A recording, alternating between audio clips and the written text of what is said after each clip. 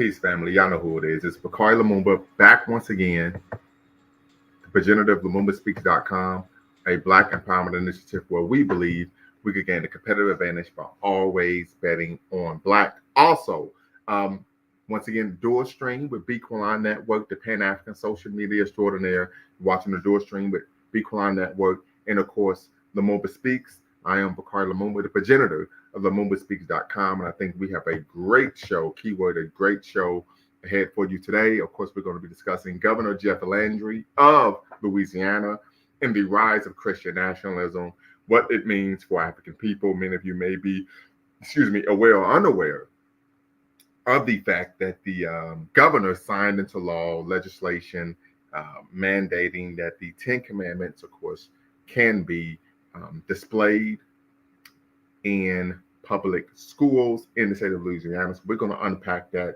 We're going to unpack, of course, the rise of Christian nationalism. And if you're watching, family, make sure you hit the subscribe and the like button, as well as the notification bell. Thumbs up, thumbs up, thumbs up. You can also be a blessing to the show at Cash App at Lumumba Speaks, $ Lumumba Speaks. So, no, this is my first live in about probably a month. Been dealing with some technical difficulties, squaring away this dissertation, family. We're going to have an update on that later in the show. But first and foremost, before we get started, I want to make sure we go over the ground rules here at Lumumba Speaks and Bequaline Network. So first and foremost, as you all know, diversity of thought is welcome, irrespective of you on the left, on the right, or right down the middle. Of course, you are welcome to be part of the conversation here at Lumumba Speaks and Bequaline Network. Secondly, though, no racial epithets of any kind are allowed. No epithets of any kind are allowed, irrespective of a person's minoritized identity. No racial epithets are allowed, even if you don't have a minoritized identity.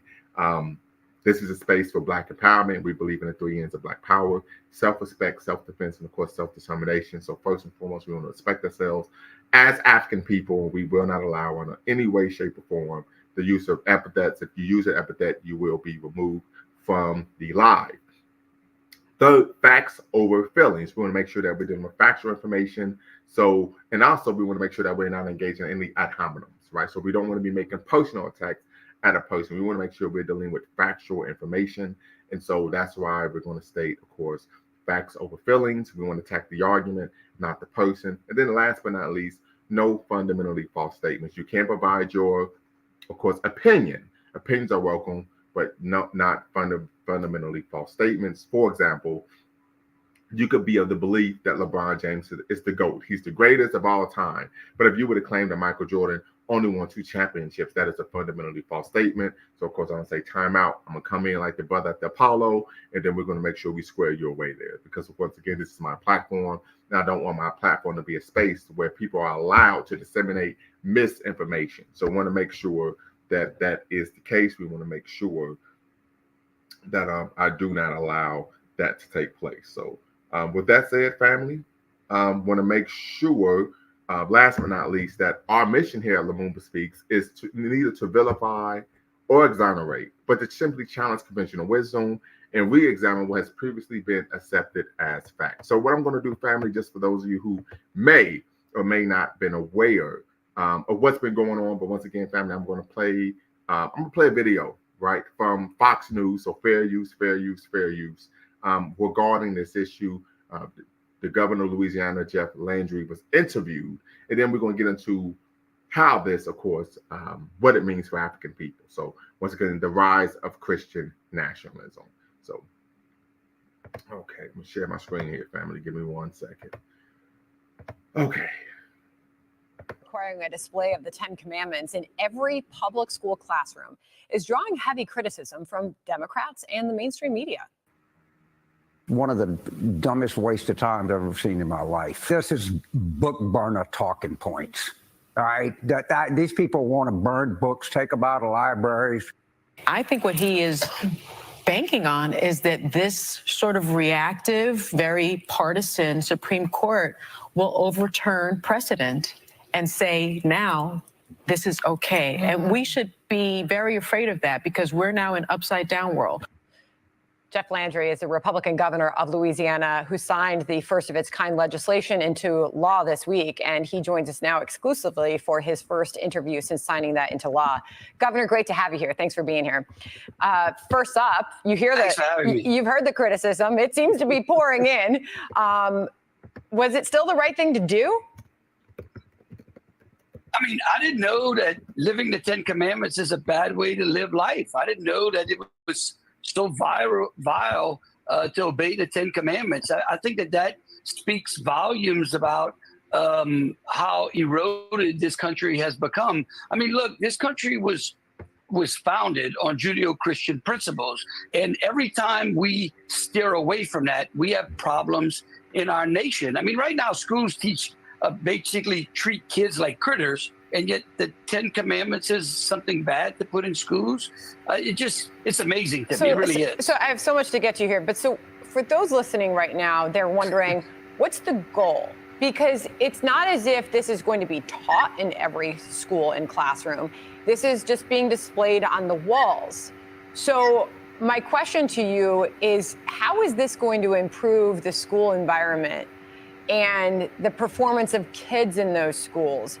When, Governor, I pull up the report cards of these public schools, and Louisiana is struggling. I mean, it is at the bottom of the country. The education system is failing these kids. I mean, Louisiana's 44th in math and reading. So is this going to help what is a very big problem in Louisiana? Look, I think it's part and parcel for helping kids anywhere around the country if other states followed our suits. But at the same time that we signed that bill into law, we signed a string of others. I signed 20 bills, including this one, to reform Louisiana schools. Look, 20 years ago, the state of Florida had the same statistics that you just rattled off that Louisiana now has. They went through a number of educational reforms. We took up some of the things that many of those states like Florida have done, and we signed those into law. We just believe that displaying historical documents, especially something that is as important as the 10 Commandments. Look, when the Supreme Court meets, the doors of the Supreme Court on the backside have the 10 Commandments. Moses faces the U.S. Speaker of the House in the House chamber. He is the original giver of law. Most of our laws in this country are founded on the 10 Commandments. What's the big problem, Sandra? That's the part that I don't understand. Oh, wait, I'm just challenging you just to get your response. It's not my take on the situation. But you know that I know. Yeah, no. So, Governor, I want to make sure I get both sides in here, because this is really important, and you're doing something that's clearly getting a lot of attention and it's getting a lot of reaction. And to your point about you becoming the 11th state to pass universal school choice, that is huge too. I want to get to that. But first, these are the groups who say they are against, and one that says they're for the displays of the 10 Commandments in the schools. Listen.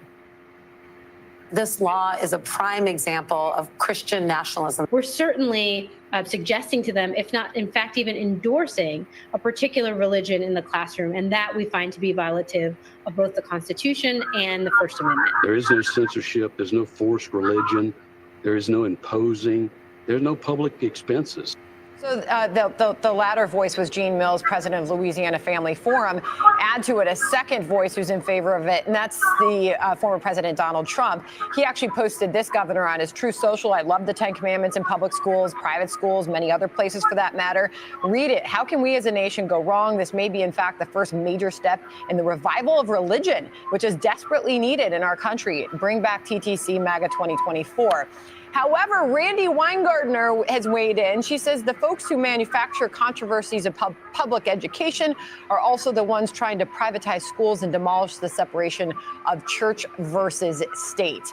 Now, on to school choice, Governor. This is an incredible message from Condoleezza Rice. I want our viewers to listen, and I'll get your thoughts on the other side. If you're really wealthy, you will send your kids to private schools. So who's stuck in failing neighborhood schools? Poor kids. So how can you say you're for civil rights? How can you say you're for the poor when you're condemning those children to not being able to read? By the time they're in third grade, they're never going to read. Such an important message. And now Louisiana, the 11th state to pass universal school choice. How is this going to improve things, Governor? Look, I think Condoleezza Rice makes my point. She says it very well. Look, at the end of the day, public schools are funded on the backs of taxpayers. Those taxpayers are parents too. We want money to follow the child. The most important voice in a child's education are parents, and they should be in control. And the interesting thing too is, Osandra, is that in none of the other states that have engaged in this type of experiment has a public school closed. Let me repeat this. Not one state that has done the same thing that Louisiana did just this week and engaged in giving parents more control over their tax dollars and their child's education has a public school system in those states failed. So again, it's starting to become just old rhetoric. And at the end of the day, we're looking to lift kids. We're looking to educate kids, and we're looking to get back to the basics. Well, that's why we're putting the 10 Commandments back in schools. Well, on that note, can I follow up on that? Because, just chatting amongst ourselves, and we've seen a lot of debates out there. Like I said, you've really got a conversation going here, Governor. Is there checks and balances on this? I mean, do you have people who are going to go walk into all the public schools and make sure they've got the 10 Commandments? Do you expect the schools to follow through on this? And if they don't, are they punished somehow? How does this work?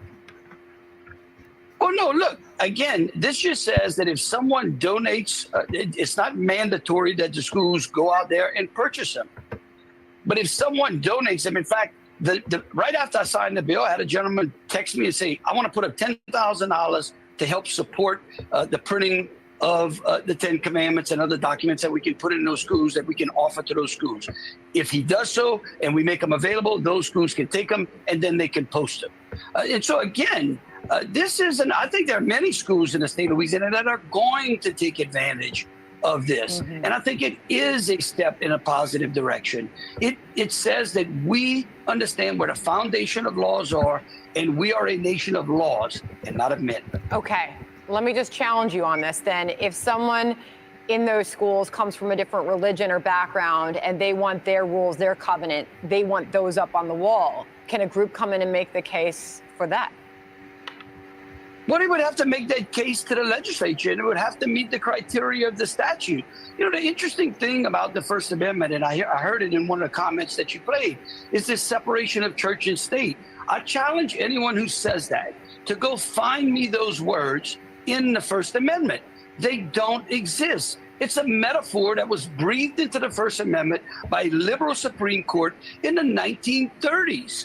And so again, this nation, look at all of the documents, all of the founding documents of this nation were based upon Judeo-Christian. All right, family. So yeah, I think we're good.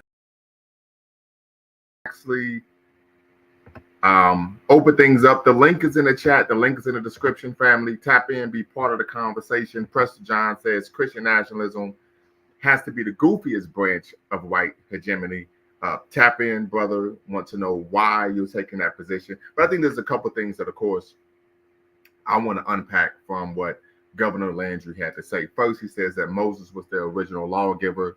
And this is one of the reasons I take issue with or umbrage with people who are blindly religious, because they typically are unaware of world history. If you've studied world history, you would know that the earliest moral code or laws in any society that we find in terms of human civilization began with the Code of Hammurabi, right?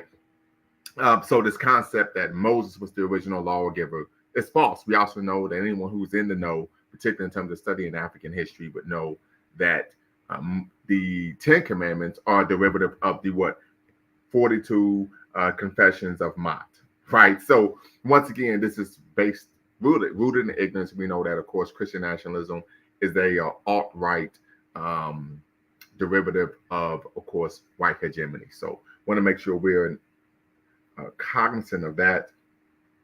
Also, we know that when we talk about, the Christian nationalism and the 10 Commandments, that these laws typically are only applicable to individuals who are practitioners of the Christian faith, right? A good example of this would be, of course, indigenous peoples and, of course, African people. But the basis of the enslavement of African people under Arab enslavement, Arab Muslim enslavement, and under European Christian enslavement was the fact that, of course, African people were not practitioners of Abrahamic faiths, and therefore they were able to be enslaved, killed, dehumanized, etc. Right? So something to be cognizant of. And then he talks about a liberal Supreme Court in the 1930s. So one thing that the governor stated that is true is, of course, it does not state in the Constitution, particularly First Amendment, that there's a separation of church and state. But what the First Amendment does state is that Congress shall make no law respecting an establishment of religion. And of course, that First Amendment was ratified on December 15, 1791. So this is around the same time that the Haitian Revolution was getting popping off, right? Just historical side note, but 1791, right? So there wasn't a liberal Supreme Court, Supreme Court, right? This was in 1791. The First Amendment was ratified, stating that there should be no law respecting an establishment of religion. So, of course, this pushes against this whole concept of a Judeo-Christian origin of course, the creation of the United States of America. But once again, family, the link is in the chat. Tap in, be part of the conversation. I'm going to put the link in the chat. The link is in the description. I want to hear what you all have to say about this issue, right? We're talking about Christian nationalism, the rise of Christian nationalism. What does it mean for African people? You know, we've done several shows, almost ad nauseum, I dare say, on how problematic Abrahamic religions are and relate their relationship to African people from a cultural, historical, and even theological frame of reference. I've even had several conversations with brothers and sisters who attended Christian schools, right? And they all shared that Christian schools, it was a very difficult place to develop a healthy Black identity. What we tend to find in Christian nationalist spaces, particularly educational Christian nationalist spaces, is a belief that white supremacy was divinely inspired, right? We talk about this concept of norm and yoke, this concept of manifest destiny, right? That's one of the beliefs of Christian nationalism, is that the laws were created, they were divinely inspired by God and given to white Christian men to create America. And so there's oftentimes even a promotion of white supremacy that in terms of God ordained the enslavement of African people, they ordained the genocide of indigenous peoples, right? So these are some of the issues that, of course, must be cognizant of when we're talking about Christian nationalism. I know, unfortunately, oftentimes, many of our brothers and sisters who are Christian are unaware that they oftentimes are co-signing Christian nationalism, which, of course, is a sub-branch of white hegemony. So definitely want to make sure that we are aware of that. But tap in, family. The link is in the chat. I know it's been a while since I've been live, but of course, been taking care of business. But the link is in the chat. The link's in the description. We want to talk about Governor Jeff Landry and the rise of Christian nationalism, what it means for African people at home and abroad. We know the history on the continent, but we also want to discuss, of course, today what's taking place in the United States of America. Many people even argue there's a precedent here. The Supreme Court will overturn legal precedent, and that we may see this, of course, taking place throughout the country, particularly in red states. So something to be concerned of, particularly when we talk about the education of African children here in the United States of America. Also, if you're watching, family, make sure you hit the subscribe and the like button. Thumbs up, thumbs up, thumbs up. Also, if you can, please be a blessing to the show. You got share with us at on Cash App at $Lumumba Speaks. So make sure, once again, that you're a blessing to the show. And you're watching the Door Stream with B. Kalan Network, the Pan-African social media extraordinaire, and of course, yours truly, Bakari Lumumba, the progenitor of LumumbaSpeaks.com, a Black empowerment initiative where we believe, keyword, where we believe we could gain a competitive advantage by always, keyword, always, not sometimes, not sporadically, but always betting on Black. As you all know, we are a revolutionary Pan-African nationalists, and we believe 100% in the divine. I would argue, if you want to use the term divine, just use the term divine for our prophets, our teachers, our scholars, the divine teachings of one Marcus Messiah Garvey. All right. So absolutely. Okay, Mr. Sandman, you stated 10 minutes, you're almost home. No problem, brother. Be safe. Don't rush home, brother. We're going to still be here. I know you're in the Illidale, so I know traffic is always a bear. But just be safe, brother, and we'll be waiting for you to tap in. Appreciate you always being a supporter of the show and a contributor to the show. Once again, family, you're watching a Door Stream with Bequaline Network, the Pan-African Social Media Extraordinaire, and of course, LumumbaSpeaks.com, a Black Empowerment Initiative where we believe you can gain a competitive advantage by always, keyword always, betting on Black. So of course, we want to look at this rise of Christian nationalism and what it means for African people, particularly Black children, African children, being educated in the public schools here in America. We know that this typically is an issue even in private schools, right? If you don't believe me, we can always take a look at Dr. Beverly Tatum's book, Assimilation Blues, right? And of course, another text that she wrote regarding why are the Black children sitting together in the cafeteria. I have both of her texts, of course, and of course, Dr. Beverly Tatum. Let's make sure I put some respect on her name.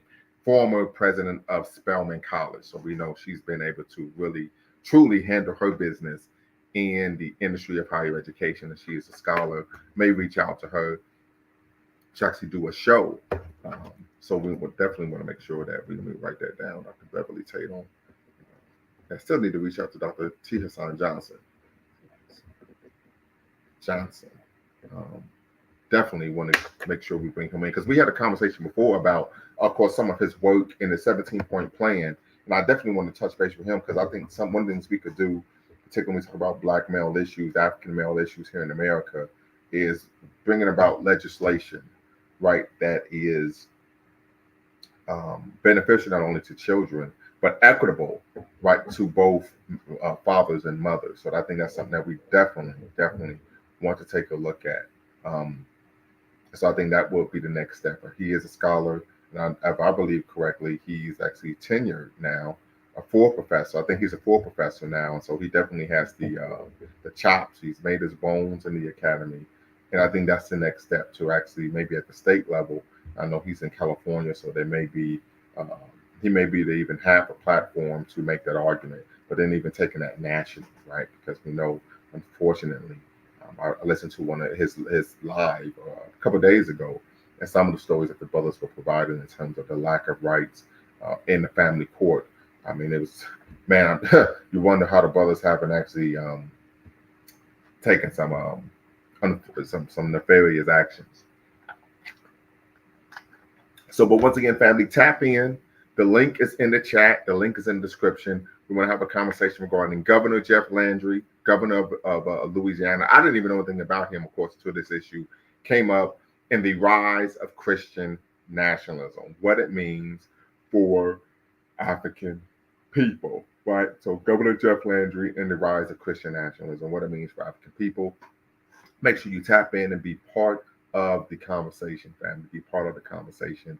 Of course, I will provide some time to give you all an update on where things stand with me, with my dissertation, completing my dissertation, and of course, becoming Dr. Lumumba. So make sure that you're on the lookout for that information. But Mr. Sandman, he's going to be tapping in about 10 minutes. But definitely, I know there's some brothers and sisters out there want to hear what you all have to say. Once again, you get to tap in. You do not have to cam up. Keyword, you do not have to cam up. I know it's late, evening. You may be ready to lay it down. So you do not have to cam up, family. And then, of course, number two, you do not have to use your actual name. You can use a pseudonym if need be, right? So tap in, be part of the conversation, and want to hear what you all have to say regarding Governor Jeff Landry, the governor of Louisiana, and, of course, the rise of Christian nationalism, what it means for African people. And, of course, if you are unaware, we're going to be discussing what took place in Louisiana, where he passed legislation, of course, that now allows for the Ten Commandments to be displayed in public classrooms in the state of Louisiana. Many people have argued in the media, mainstream media in particular, that this will be a move that is copied in other states, particularly red states. So something to address, something to consider when we talk about the education of African children and the deification of non-African ancestors, right, as worthy of worship. And we know what that means for our ancestors, that they are unworthy of worship. So definitely something to consider, something to be, that's something that I believe is an issue of concern, right?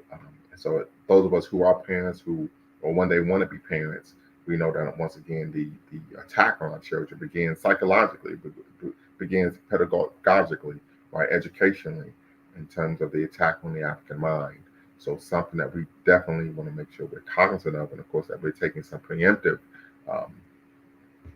strikes to address it. I think that the preemptive action that we can take is making sure that we're properly educating our children in the home, right? That they're receiving an African-centered education in the home, that they're in a household that's not only African-centered, but it creates a culture of intelligentsia, of intellectual curiosity, so that when they go out into the world, they do not identify with the stereotypes, of course, with the stereotypes that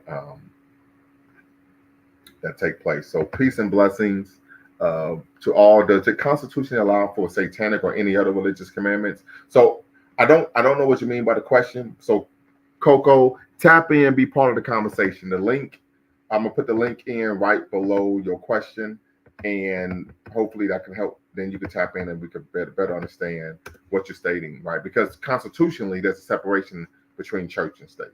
So Constitution is a separation between church and state, and many are arguing that, of course, the governor signing this legislation is in contravention of the Constitution, right?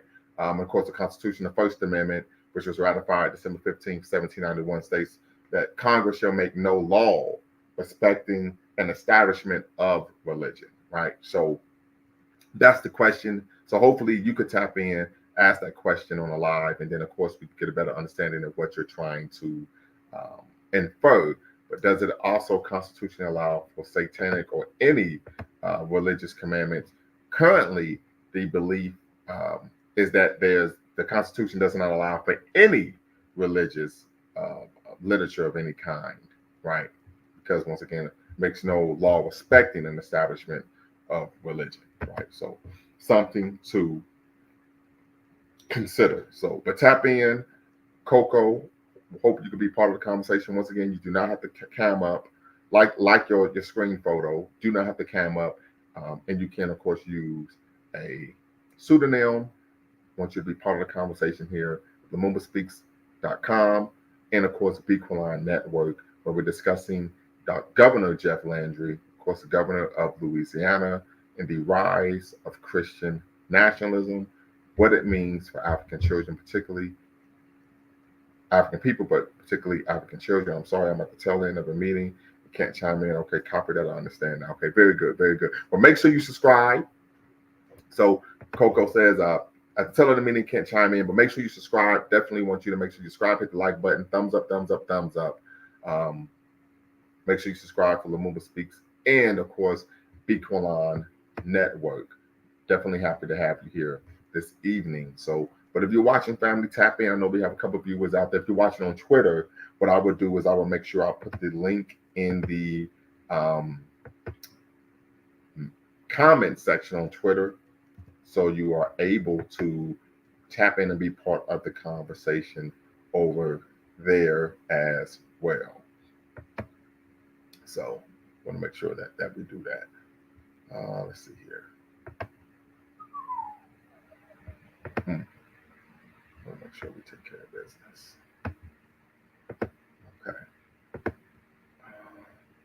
Definitely want to hear what everyone has to say, because I think this is an issue that will affect our children for generations to come, and I think we need to make sure we have a strong approach to this issue.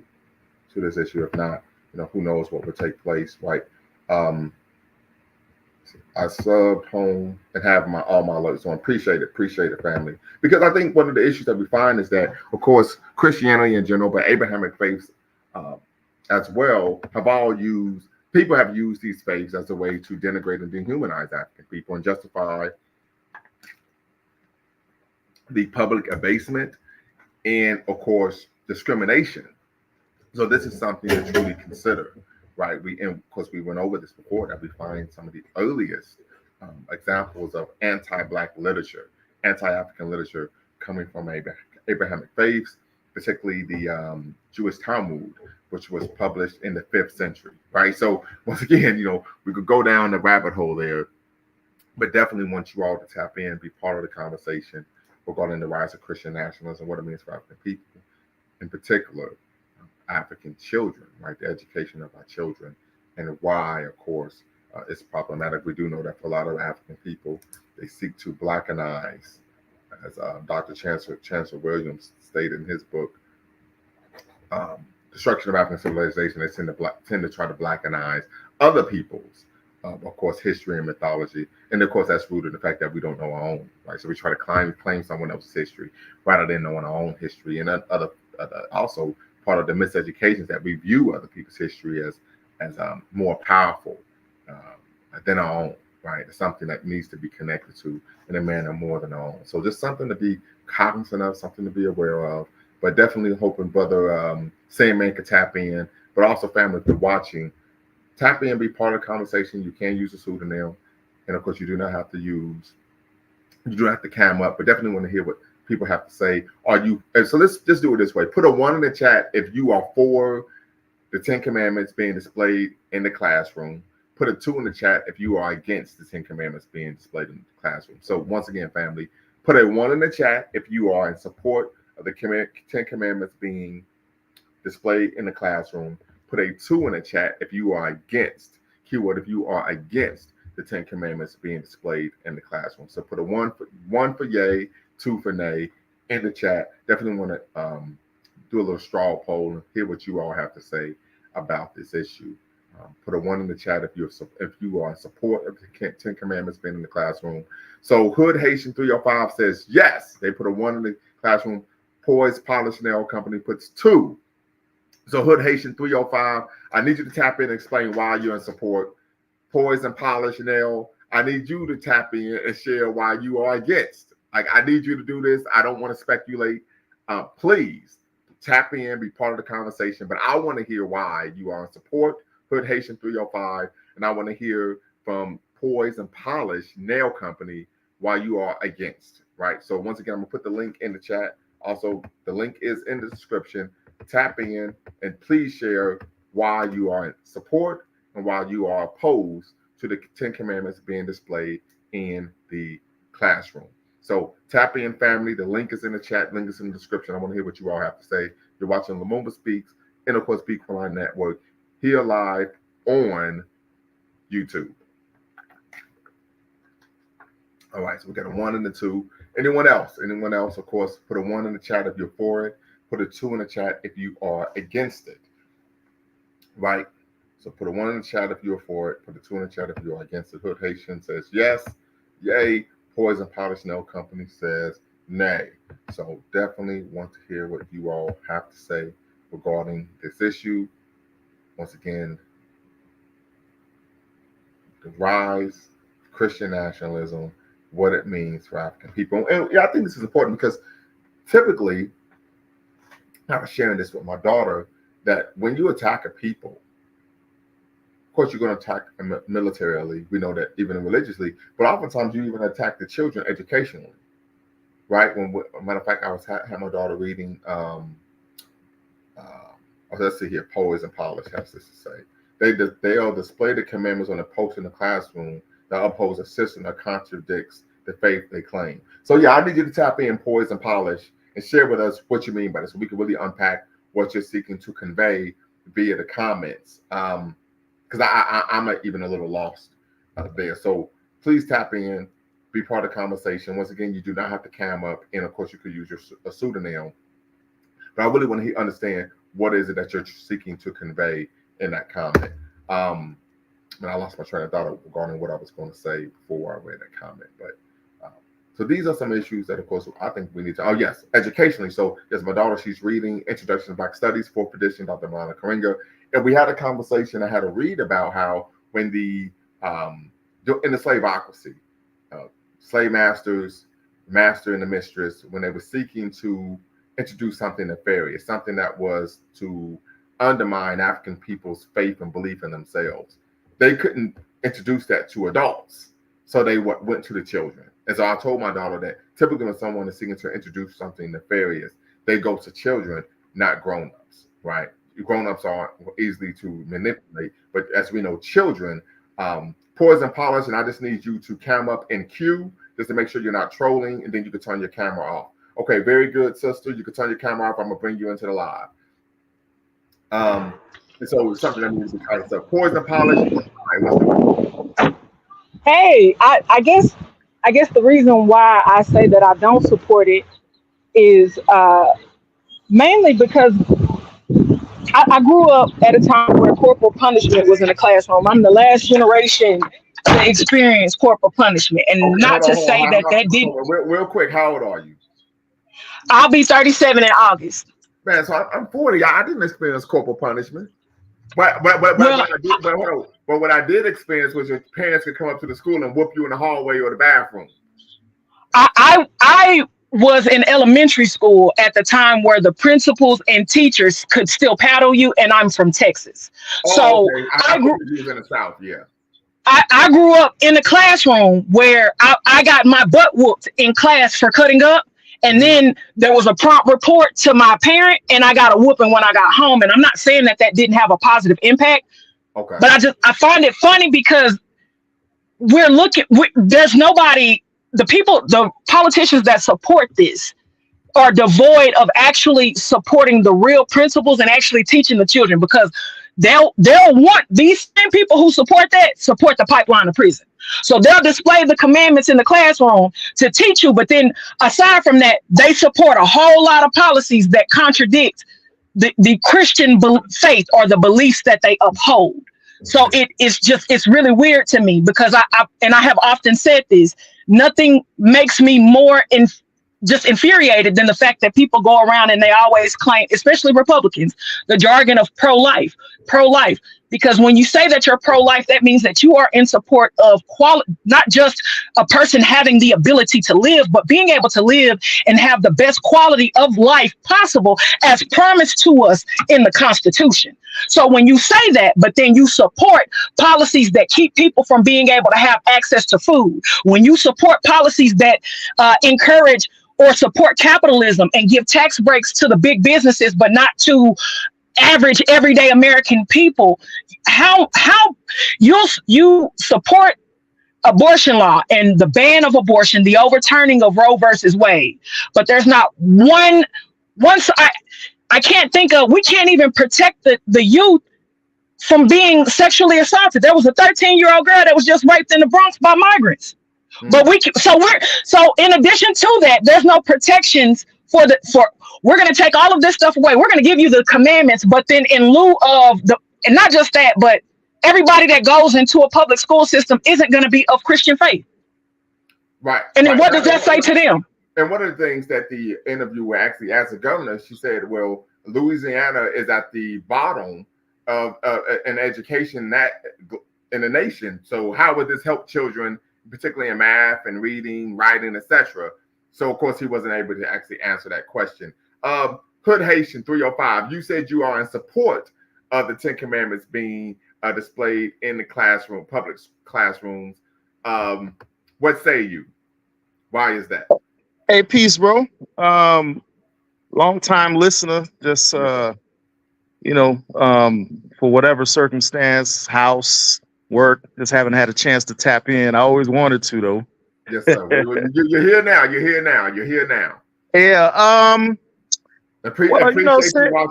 Since we're so, African, I mean, the 10 Commandments, they do come from the laws of Mayat. I mean, goddamn. Yes, sir. I don't know what the hell folks getting bent out of shape. If you read it. So let me say this just as an academic, because my background. Mm-hmm. But in Christianity, the Christian religion does not pay proper attribution to where the 10 Commandments come from. Well, but at the same time, because as you saw, the governor state, and of course I grew up in church, they would argue that Moses is the original lawmaker. We know that isn't true because, of course, the laws of Ma'at, but we also know that isn't true because the Code of Hammurabi in Mesopotamia. But at the end of the day, we shouldn't to me, that's insignificant.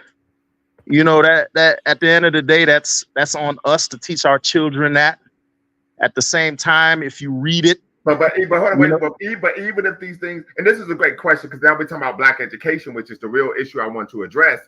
And the reason why I said I have children, I'm quite sure maybe you have children as well. Absolutely. Right. And so you would know you're teaching your child in a home, but at some point your child would say, well, or even young children in the community would say, well, if this is so important and this is true, why isn't it being institutionalized and taught in the school system? right? For example, there's a brother of mine. He's a Pan-Africanist. He looks like Wesley Snipes, by the way. We grew up next door to each other. But his children, they used to go to a private Catholic school. And so, of course, he was teaching the children, you know, from an African certain frame of reference in the home. But the fact that they were being constantly bombarded with that Eurocentric perspective and Christian perspective in the school, they began to internally question if what they were learning at home was even true. It was even true. Well, the beautiful part about, I'm from South Florida. It's so diverse. I mean, every culture you already know. Is represented in the school system. So I think it's basically where you're at. Okay. That's what I would say. It depends on where you're at. I'm all about the, arithmetic, science, or whatnot. I mean, history is history. It's, that's something like like I said, we could teach that at home or whatnot. But as someone who, of course, teaches African American history for a living, I will push back against that, because what happens is you're learning other people's history, and also you're learning other people's narratives, right? And so what happens is, and Dr. Carter G. Woodson talks about this in his book, Miseducation of the Negro, in which he wrote in 1933. And if you read it today, you think he wrote it yesterday. He talks about that one of the reasons that African people globally engage in self-hatred and the pedestalization of other groups of people is because when they go to school, they learn the history and legacy of accomplishment of everyone else except their own people. Well, so like I said, it's definitely back against I guess my experience in South Florida is just a little bit different than other parts of the country. That's as I've gotten older, I definitely see that as far as it's just everyone's experience is different, like I wouldn't take for example, very quickly, if from a pure academic standpoint, even if you're teaching it in the home, at some point the child will come to the conclusion that, well, if other people's history is being taught in school and is being institutionalized in school in the curriculum, and my history is only being taught at home, then obviously these people's history is more important. And that affects, of course, a child's self-esteem. Listen, you see behind me, this isn't a wallpaper. These are actual books. There is a bevy of extant literature on that issue. So we have to push that our history, the true history, and our contributions to what not only our civilizations, but humanity is taught in the schools. Because, for example, I teach African American history in higher ed. And you have students who come in saying, I'm 21 years old and I've never learned anything about the contributions we made in the world, except for Dr. King and Rosa Parks. Yeah, but at the same time, they're on YouTube learning everything else. So sometimes they got to take personal responsibility with whatever they're learning. Because with YouTube and the internet, in my standpoint, there's no excuse. There's no excuse. Anyone that's against the simple 10 commandments, because if you read it, a lot of kids in school right now are lacking.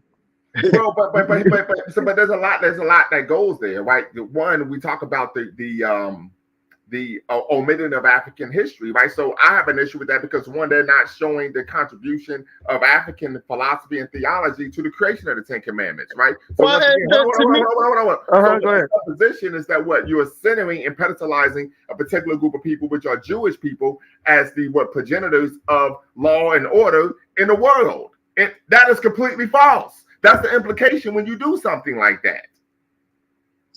That's why it's problematic. Like, but brother, hold on real quick. I'm gonna have my PhD in higher education student affairs July 15th. I know what I'm talking about. That's the implication. That's why these things. Secondly, we know in this country, and particularly when we talk about the history of Christianity and Christendom, those laws only apply to people who are also Christians. If you're not a Christian, then they don't have to follow those laws. Hence African people, hence the indigenous peoples.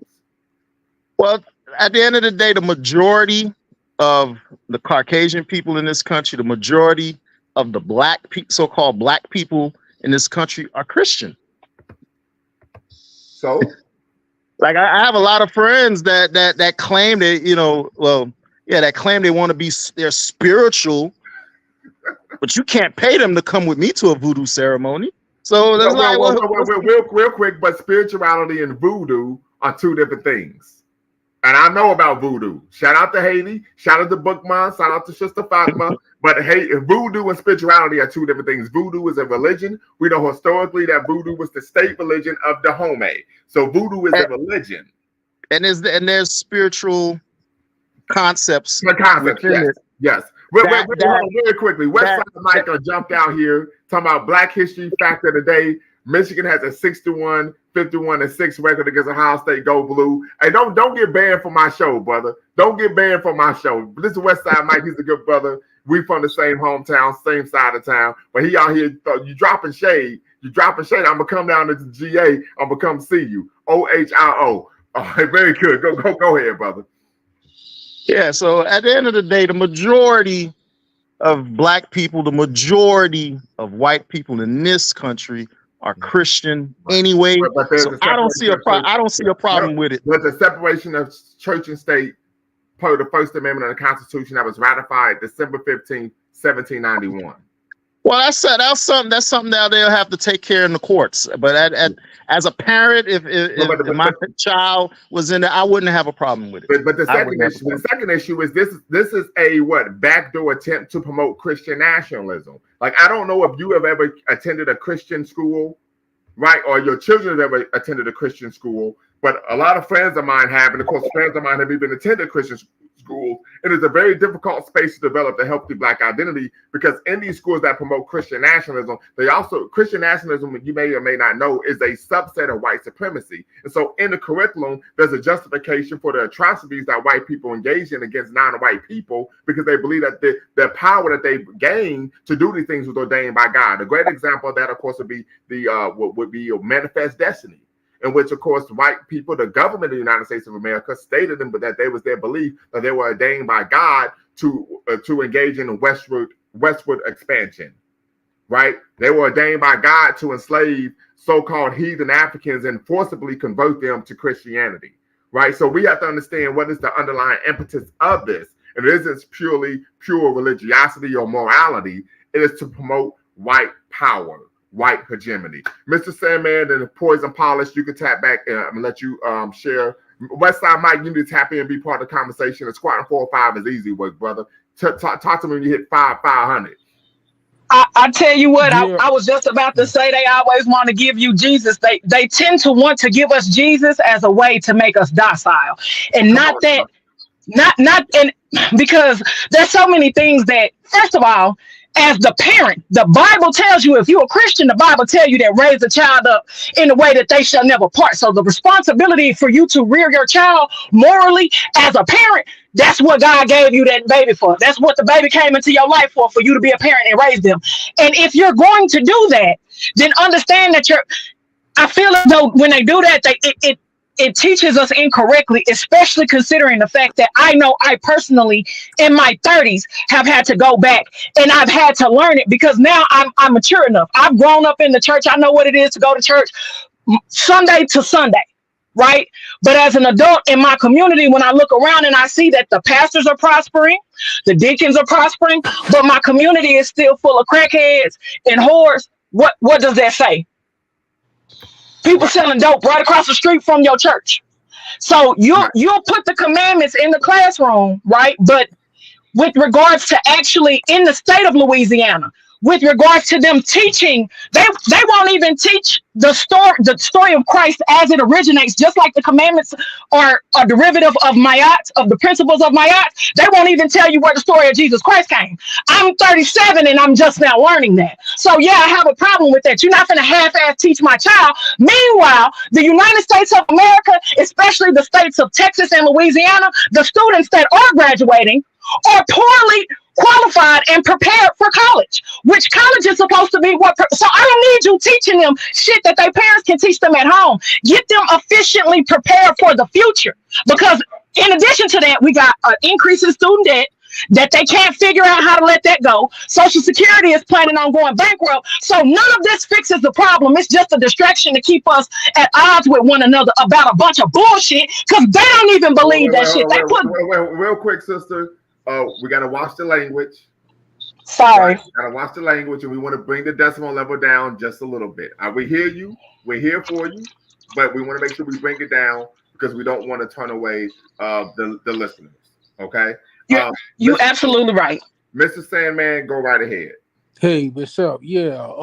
Shout out to the Illadale. I know Boots is he lining up to do his thing in about a week or two, right? You said Boots? Boots Ennis. Oh yeah, Boots Ennis. Yeah, I thought you said Boots. Yeah, Boots Ennis. He about to get it in. You know what I mean? He gonna mop the floor with the one ball. Yeah, that's for sure. No doubt. Yeah, but yeah, for so this issue here is I the way I see it is theology or religion is a part of human culture throughout millennia, right? Yes, sir. So theology isn't necessarily something that can't be taught in the public schools. You know what I'm saying? The thing is, though, you have to be fair in the way that you distribute that knowledge to the kids. I don't have a problem with theology of any sorts being Abrahamic or other, being in the school system if it's part of like some part of the curriculum like social studies, because that's the study of human nature and things of that nature. Mm-hmm. But you have to spread it out. It can't be just all Christianity or it can't be biased, Islam. Right? Yeah, but we know that's what tends to happen. Yeah, that's what tends to happen, and unfortunately, Christian nationalism does have its roots in a lot of white supremacy in this past in this country. So that's a negative too. And then you see the temperament of the country as of late with the election come in, and we all know that Louisiana is probably one of the more racist states in our country. So you can probably tell. I think Louisiana. Excuse me for interrupting you, brother, but I think Louisiana has the highest death penalty rate of African people in the U.S. I came across that once, so I think yes. Yeah, that doesn't surprise me at all. So so if you got like a bunch of racist white folks in Louisiana getting riled up by a Christian nationalism, and they want to use that as some type of mortar or catalysm to push their agendas to start like some type of holy war in between like black people or Christians or Muslims or whatever they think is going on, because what I'm saying, everybody talking about this civil war coming up in the United States anyway. It's the left wing versus right wing, ultra conservative versus ultra left. So yeah, it's looking like it's leaning towards something that's negative that's going to put the whole country back a few steps in general, just by going down this pathway. I can see it happening, but in general, in the perfect society, there's nothing wrong with teaching theology to the students. And then on top of that, like you said, teach the whole thing. If we already know that the tenets or the scriptures inside of the Bible are just remixes of ancient Egyptian culture. All of the characters in the Bible are the same characters that were in ancient Kemetic societies that they worship. I mean, tell the whole thing. You know what I'm saying? Go deep. Maybe that's a little bit too much. Well, and the reason why that doesn't happen is because the goal when these things are being taught in school isn't to actually educate people on the history of the religion. The goal is to proselytize. So what happens is you receive a narrative and not the actual history. Right? Yeah. And, Raul Vital, vegetarian, claims she makes a great point here. She says that religious stuff was beaten into our ancestors. Well, this is very true. Particularly when we talk about the Christian religion, this, of course, was forced upon our ancestors during the Holocaust of enslavement. And we know it was done because they saw that it had an adverse effect on our people's willingness to withstand dehumanization and, of course, the chattel enslavement. Right? So something to, of course, be cognizant of. Sister, I hope you can actually. So you said the Bible's not history. I agree. This is true. Tap in, be part of the conversation. Be part of the conversation. The link is in the chat. So something, of course, to consider. Hood Haitian 305. I know you want to provide a retort. Hey, you know what I was about to say as well? The beautiful part of living in a Republican state like Florida is something called school choice. But they have school choice in a lot of states, irrespective if it's Republican. Well, I mean, the other sister is just ranting nonstop about this school failing this and failing that. I mean, if parents were involved in their child's education, they'll take advantage of the school choice and take them out, put them in a better performing school district. Here, you can even put them in private school. If you want to put the child in private school. Say again? You have to be, so it's a couple things. One, you have to be able to afford to put the child in private school. No, I said here. Oh, here you can get a voucher. Oh yeah, well, yeah. You could do the same. You can get a voucher. You can once again. That's all part of our school choice. Can I finish real quick? But the other issue, oftentimes, when you put those children, Black children, in high performing schools, those schools tend to be predominantly white. Promote a curriculum that is Eurocentric, and the children tend to have a very difficult time developing a healthy Black identity. Hold on. I mean, at the end of the day, go ahead. A good example of this is, of course, the book written by Dr. Beverly Tatum, Assimilation Blues.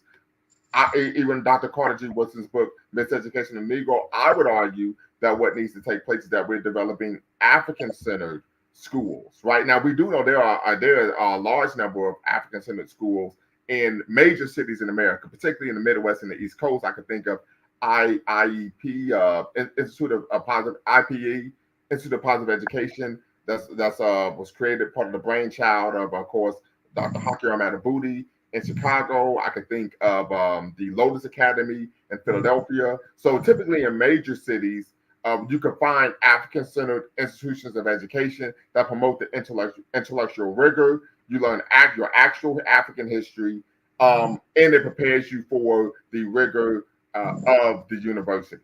So, but those are typically in major cities. An issue I may have with probably those so-called African-centered schools, especially in those Northeast cities and Chicago, I think they got a healthy marriage, unhealthy marriage with these Caucasian liberals, and they've distorted a lot of so-called African stuff to include all of that alphabet language. So, can you provide an example? Can you provide an example to substantiate the claim that you're making? Because the schools I just mentioned, none of that is true. I'm specifically talking to the area. Right, because I have a sister that lives in Chicago. Okay. And the entire school board, the entire school board in that city is liberal. Right, but and we all know what comes with that. Wait, I know, but I'm talking about private schools. These African-centered schools are part of the public school system. Right, so you're conflating. You're talking about the public school system in Chicago and private African-centered schools in Chicago. So you're conflating two things. All right, so you're saying that the private African-centered schools are not liberal influence? No. Okay. And I know this because my children have attended one. Yes. I was gonna say I don't mean to cut anybody off, but I just think it's kind of important that when we mention that about, because I understand the concerns and being fair, right? But when you say that, then you also have to think about how school choice is an initiative that's Republican backed to subsidize and actually defund the public school system, whom in these major urban areas are majority minority students. Mm-hmm. So to predisposition the accountability of the school district, because by all means, in intents and purposes, that is what the school district is supposed to do. Key phrase in that is school district. They over all the schools. That means that it is their job to make sure that everybody is properly educated. As a parent, your job is to work get your kid to the school, that they will hold you in truancy court for them not attending, right? And you want to make sure that they're learning, right? But to put the onus of that on somebody who is not classically trained as an educator, when you have state funding right now, we have $1 billion surplus in the state of Texas, which my governor is withholding, right? My school districts are petitioning him, and the cries of these teachers are unfair because there's money there, but I can't get my governor to give it to them, and the school districts here are going bankrupt, and they're starting off in Houston. Houston actually has an influx of anywhere between 25 to maybe 50,000 people, and that was when I lived there 7 years ago. So I can. Real quick, sister, you're in Houston, you're in Harris County, Texas? No, I'm actually in Dallas. I'm in Dallas, but I've lived in Houston before, and when I originally heard this story a couple of weeks ago, it was because Houston County School District was the first one making the complaint that they've been asking Governor Abbott to give them funding, and he won't do it. So I understand we're in an interesting position to where I come from, and my first name is Ebony, if that just is, and when I tell people my name, I always say like the color or the magazine, so you have a very clear understanding of who I am and what I stand for. As far as where we are in our communities, we honestly can't do it without one another, but we are funding and paying. Whether we support it or not, you go to work every day. They unwillingly withhold taxes from your check that are supposed to fund these systems. So if you're going to take the money anyway, all I'm saying is do what you're supposed to do for the money that you're taking. And I don't think that's unreasonable as a taxpayer to have that expectation. I don't get that. I would agree with you 100%. I can even recall when my children were much younger, when I still lived in the same city, I was the president of the Parent-Teacher Association at my children's school.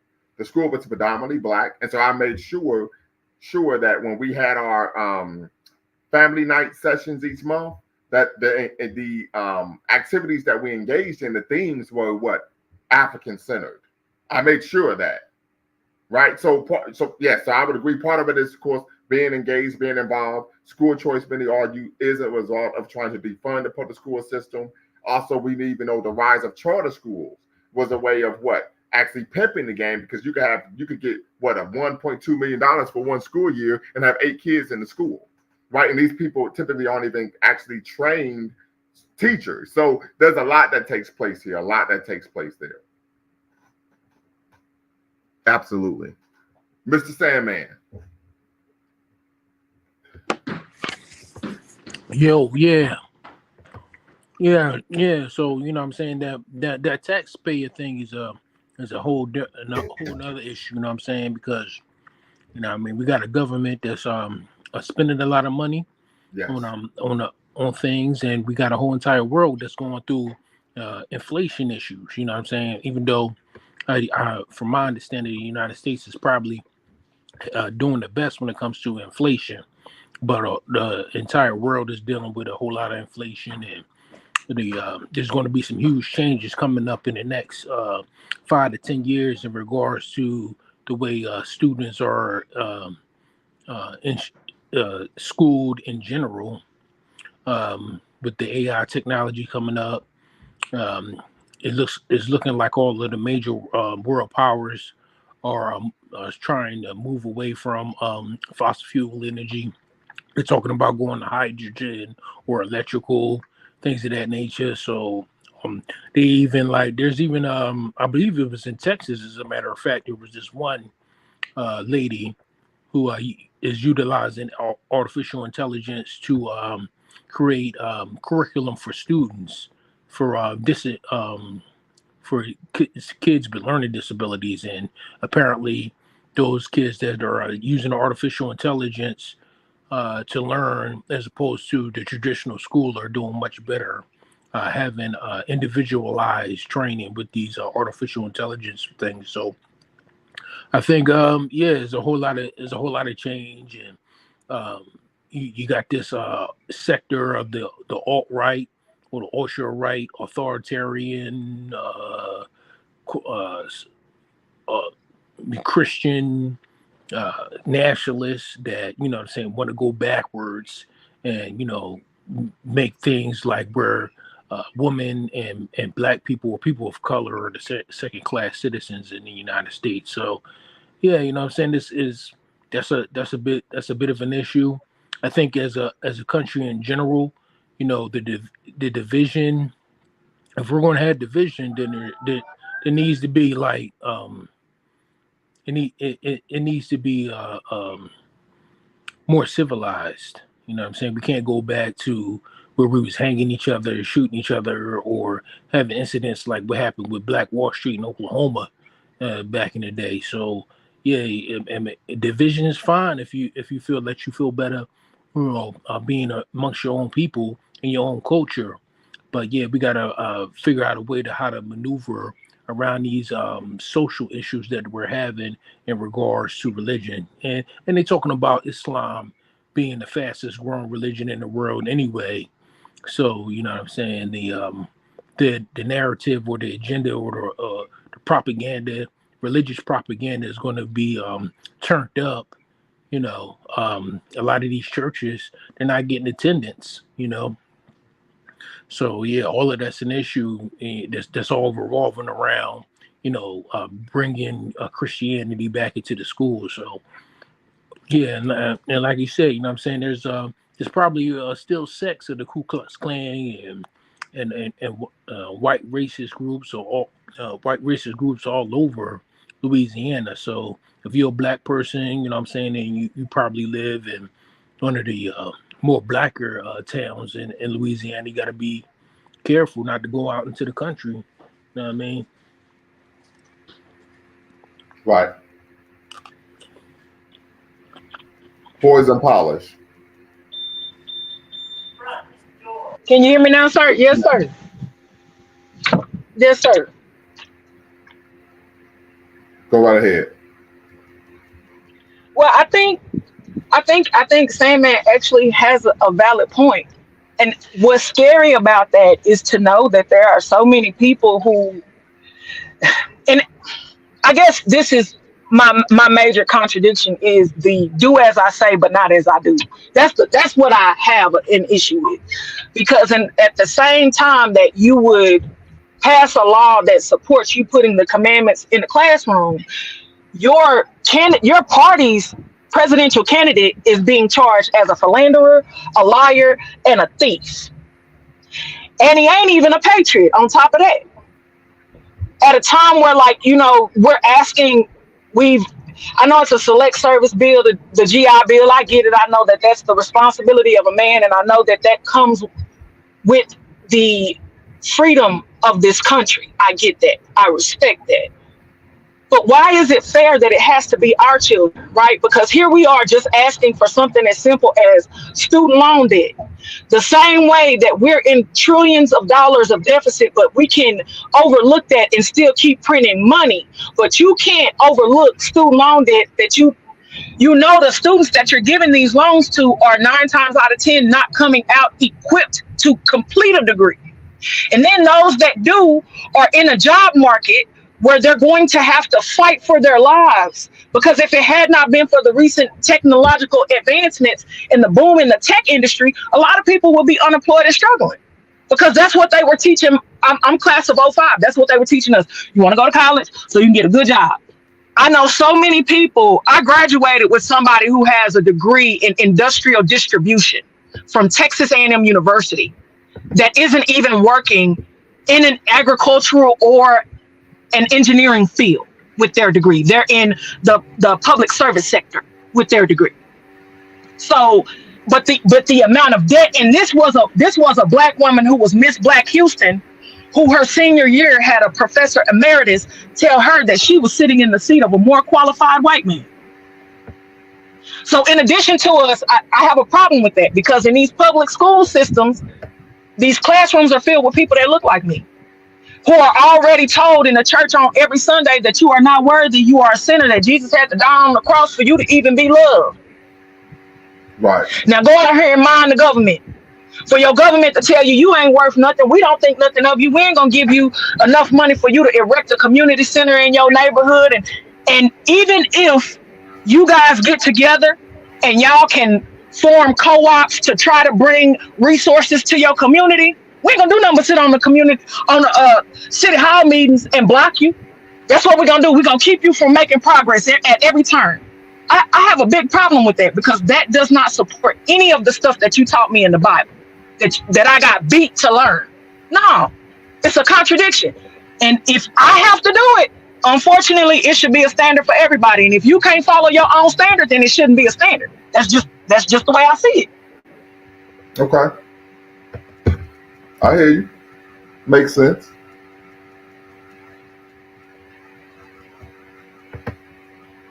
But Sandman, you want to tap in? Once again, family, you're watching Lumumba Speaks here on YouTube, along with Bequalon Network, Dual Stream, Bequalon Network, of course, Pan-African Social Media Extraordinaire. We're discussing Governor Jeff Landry of Louisiana and the rise of Christian nationalism, what it means for African people.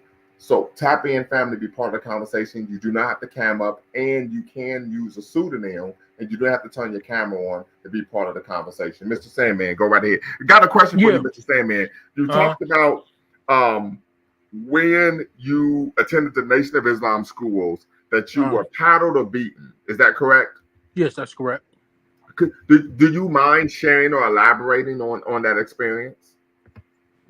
Oh yeah, that was. And I'm just asking because you put it in the chat. I'm not trying to put your business out there.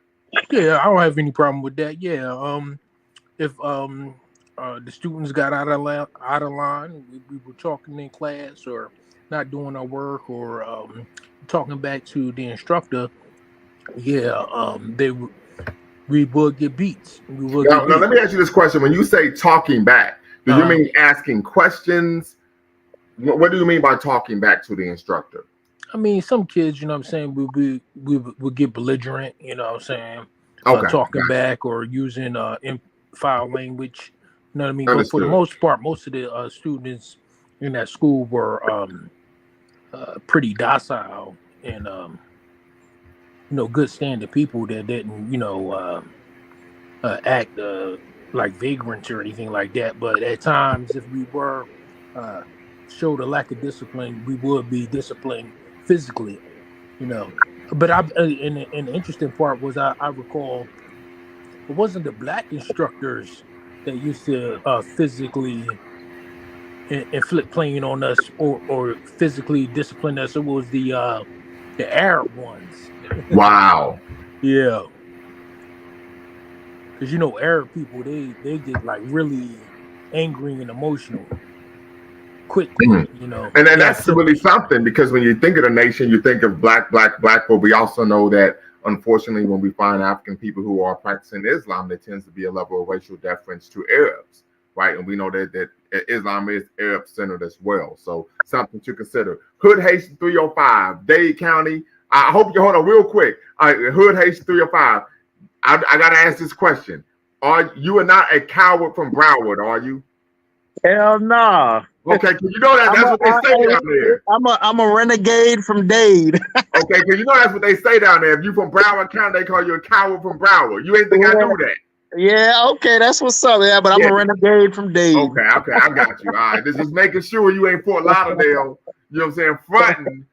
You know what I'm saying? Pembroke Pines, acting like you from Dade. Okay, go right ahead. Nah, man.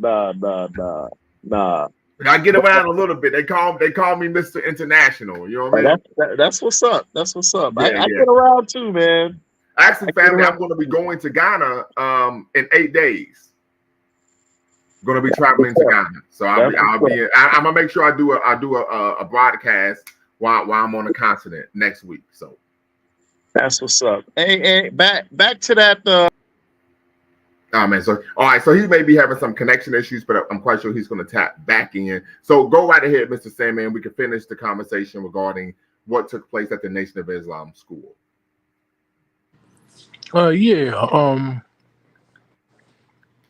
That was the most of it. You know what I'm saying? We didn't really have a whole lot of. 1 second, please.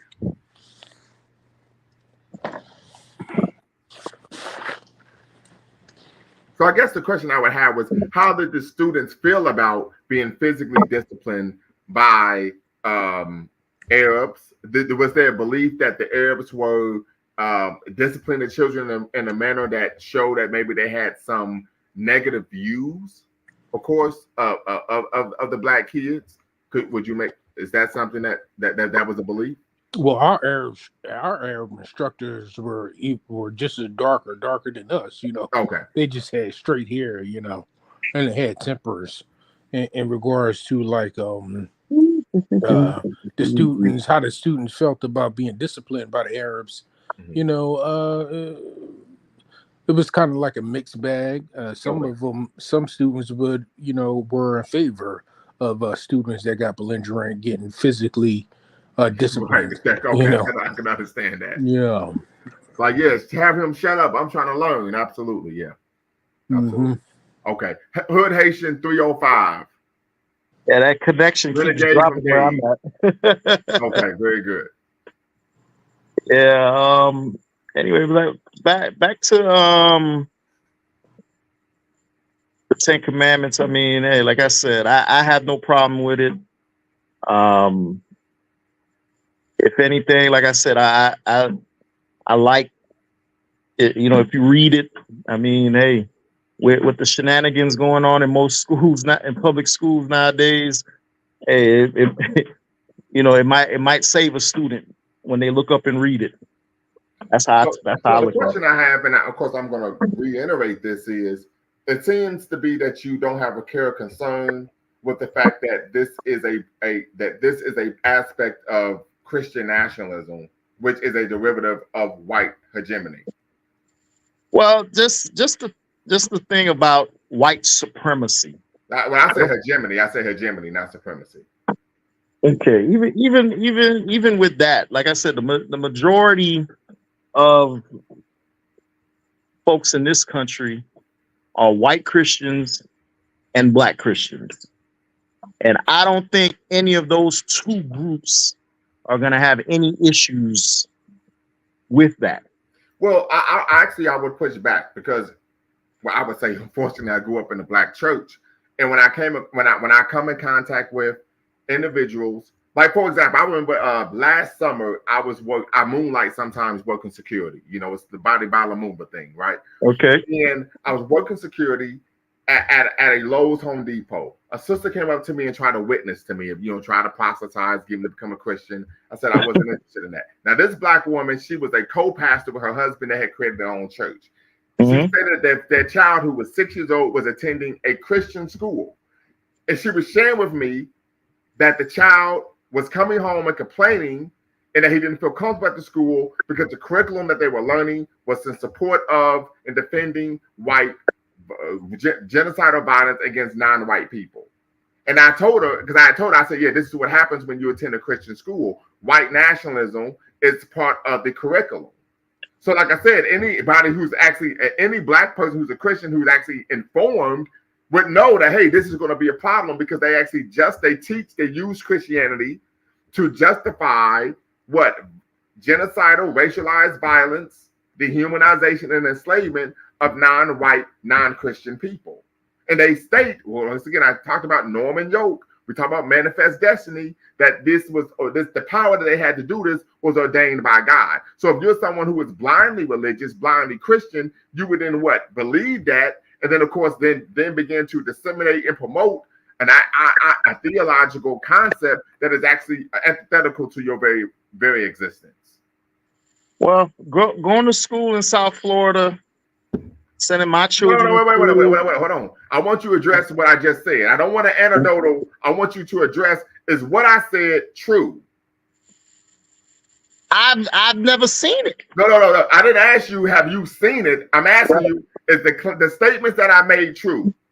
Is manifest destiny a actual former U.S. policy that they stated was ordained by God to genocide Native Americans and engage in westward expansion? Is that a fact? I never learned that. So you never learned about manifest destiny? No, I never learned it. So you got to go do some research, brother. Yeah, I never learned. You have to go do some research. And I would personally look at it as war is war.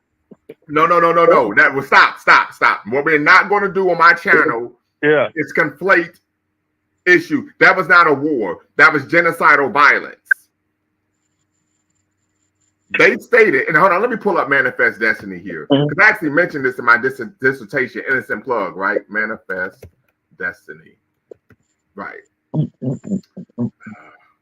Okay, there we go. Let me pull this up, because the brother say he doesn't know, so we want to make sure that you're in the know, okay? And this is just a simple Google search. Manifest Destiny was the idea that white Americans were divinely ordained to settle the entire continent of North America. The ideology of Manifest Destiny inspired a variety of measures designed to remove or destroy the native population.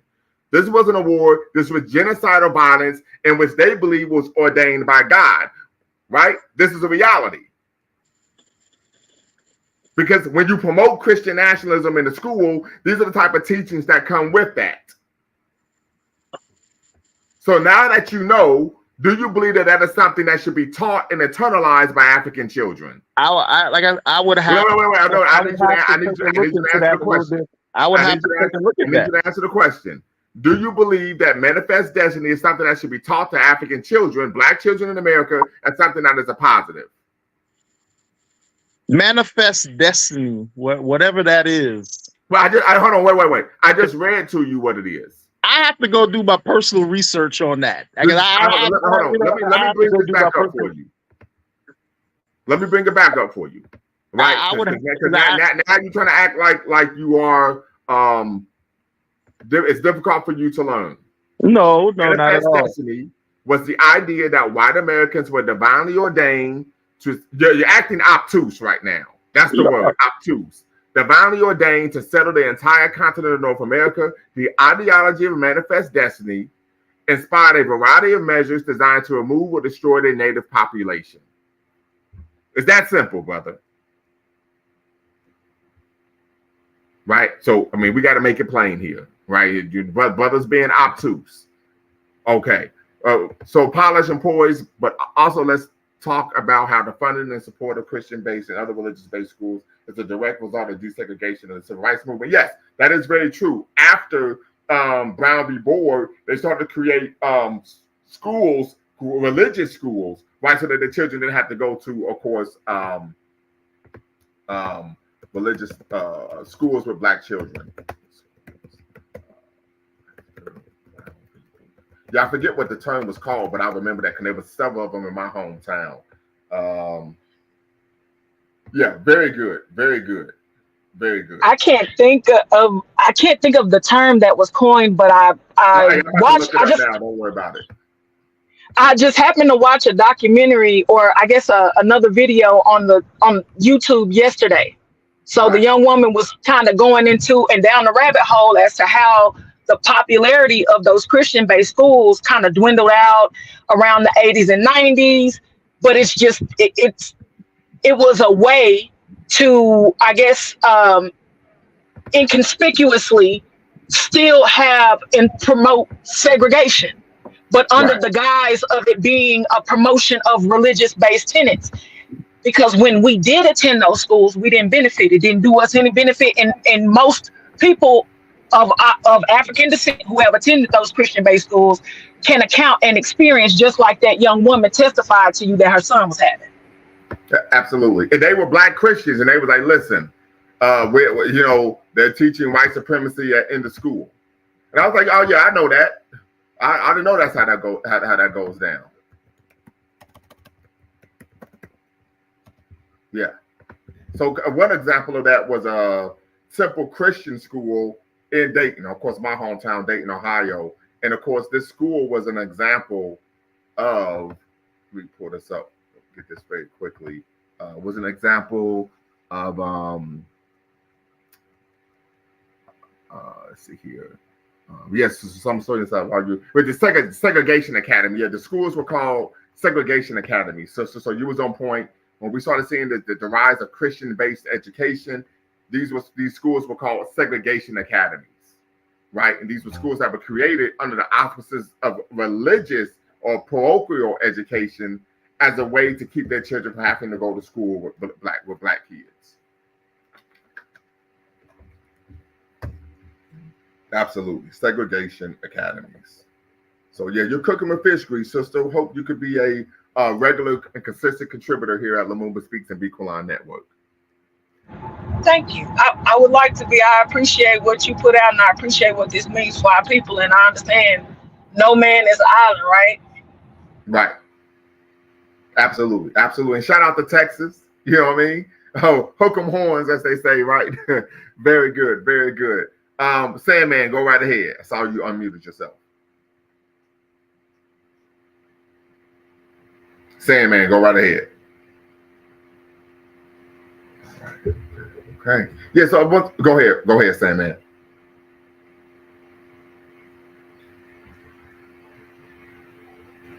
Go ahead.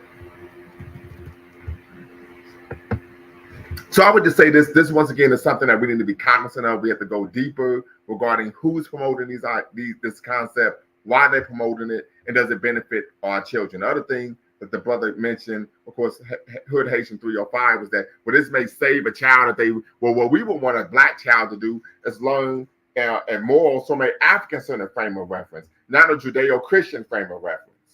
Right? Because we know when we talk about Abrahamic religions, the belief is that this is correct and everything else is not only wrong, it's pagan, it's sinful, and it's rooted in devil worship. Right? So when we want to teach our children, we want them to be taught from an African-centered frame of reference that normalizes what African-centered morals and values as the ways that we should be living our lives, rather than a Judeo-Christian one that pedestalizes and centers the culture, history, and mythology of non-African people. Mr. Sandman, go right ahead. Yeah, so you weren't on during the Juneteenth celebration. What do you think about what's going on with Juneteenth? Oh man, so you know, I actually, and you know, of course, you all are free to push back, but I think making Juneteenth a federal holiday is probably the worst thing that's ever happened to the holiday. Okay. And you know, when I was in Dayton, you know, I was part of grassroots, community-based Juneteenth celebrations. Yes. So real quick, Hood Haitian 305. Yes, he used the term to describe the ideology of continental expansionism, and that ideology was rooted in the belief that they were ordained by God to do so. Right? The ideology of manifest destiny was rooted in the belief that God ordained them to expand the entire and populate the entire North American continent. And part of that was, of course, laying waste to the indigenous peoples. Right? So if you're going to state the history and the concept, just give it all. Just give it all, not just some of it. So yeah, it's not community-based anymore. I tend to find it's almost to a point where it's almost becoming the goal of Juneteenth is just to be politically correct, right? So it's almost like it's moving away from addressing and honoring the history of our ancestors. But also now that I've seen situations where they're trying to connect everyone, all minoritized people, to Juneteenth. So I take issue with that. I really do. What about you, brother Sandman? Yeah, I mean, it's an interesting concept. I never even heard of it until the holiday was made federalized or made into a holiday for the federal government. Okay. And I even I heard one disturbing news that there was a huge shootout in Oakland during the Juneteenth celebration, where a couple of black women were killed during the celebration because some black kids, as a matter of fact, were shooting indiscriminately. And one young black lady died. She was actually an attorney with a couple kids, and she was married. So yeah, that's just a really sad situation to go through. You know what I'm saying? Because we've gotten this far as black people to go through, you know, slavery and Jim Crow and all kinds of civil rights issues, just to have like violence infest our communities at such an alarming rate. Right. Yeah, I think that's more of a concern for us than white racism to a certain extent. I don't know, maybe the institutionalism of white racism is causing institutionalization. Yeah. Well, you know, I've always stated this, brother, and I know you're always here, and you would know, so you can actually verify what I'm about to say. You know, you could confirm the veracity of the statement I'm going to make. Is that anytime we talk about the issues that plague the African community at home or abroad, I've consistently ad nauseum stated that we have two enemies: external and internal.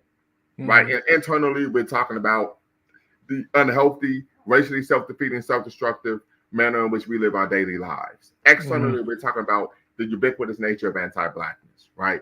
And so I'm with you 100%. The sister talked about from a biblical standpoint, it's the duty of the parents to raise the child.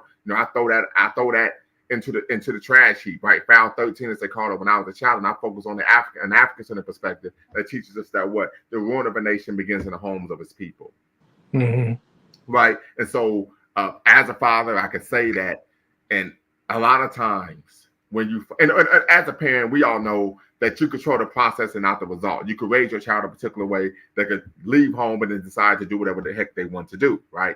But we also know that more often than not, that children who are engaged in these type of socially disruptive and violent behaviors, it stems from the fact that they weren't disciplined, corrected in the home at an early age.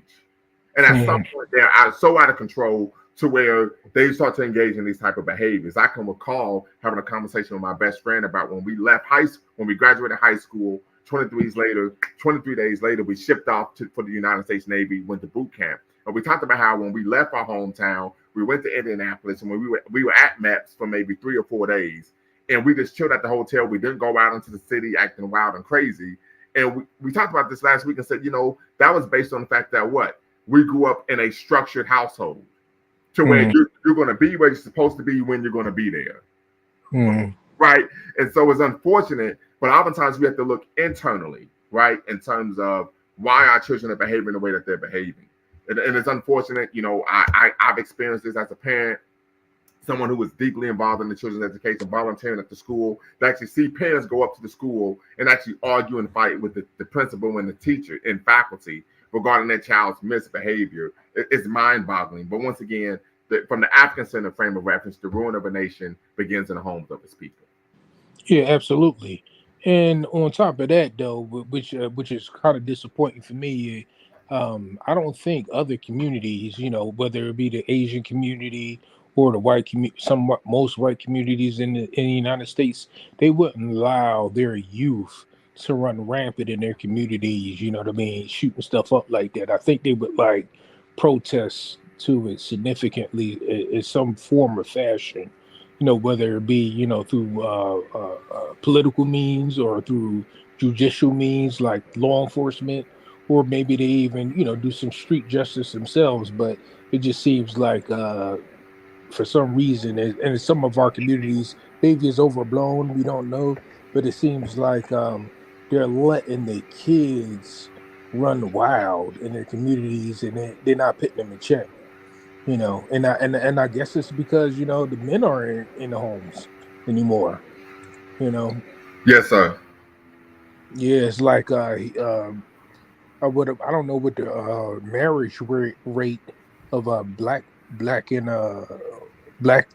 families is, but it's probably one of the lowest in the whole entire country in regards to both two-parent households and stuff like that. So if you don't even have the black man in the community to say, hey, to put these young people in check, they're just going to run rampant, and the woman, they're not going to do anything. They're going to scream and rant, but these kids, they're not listening.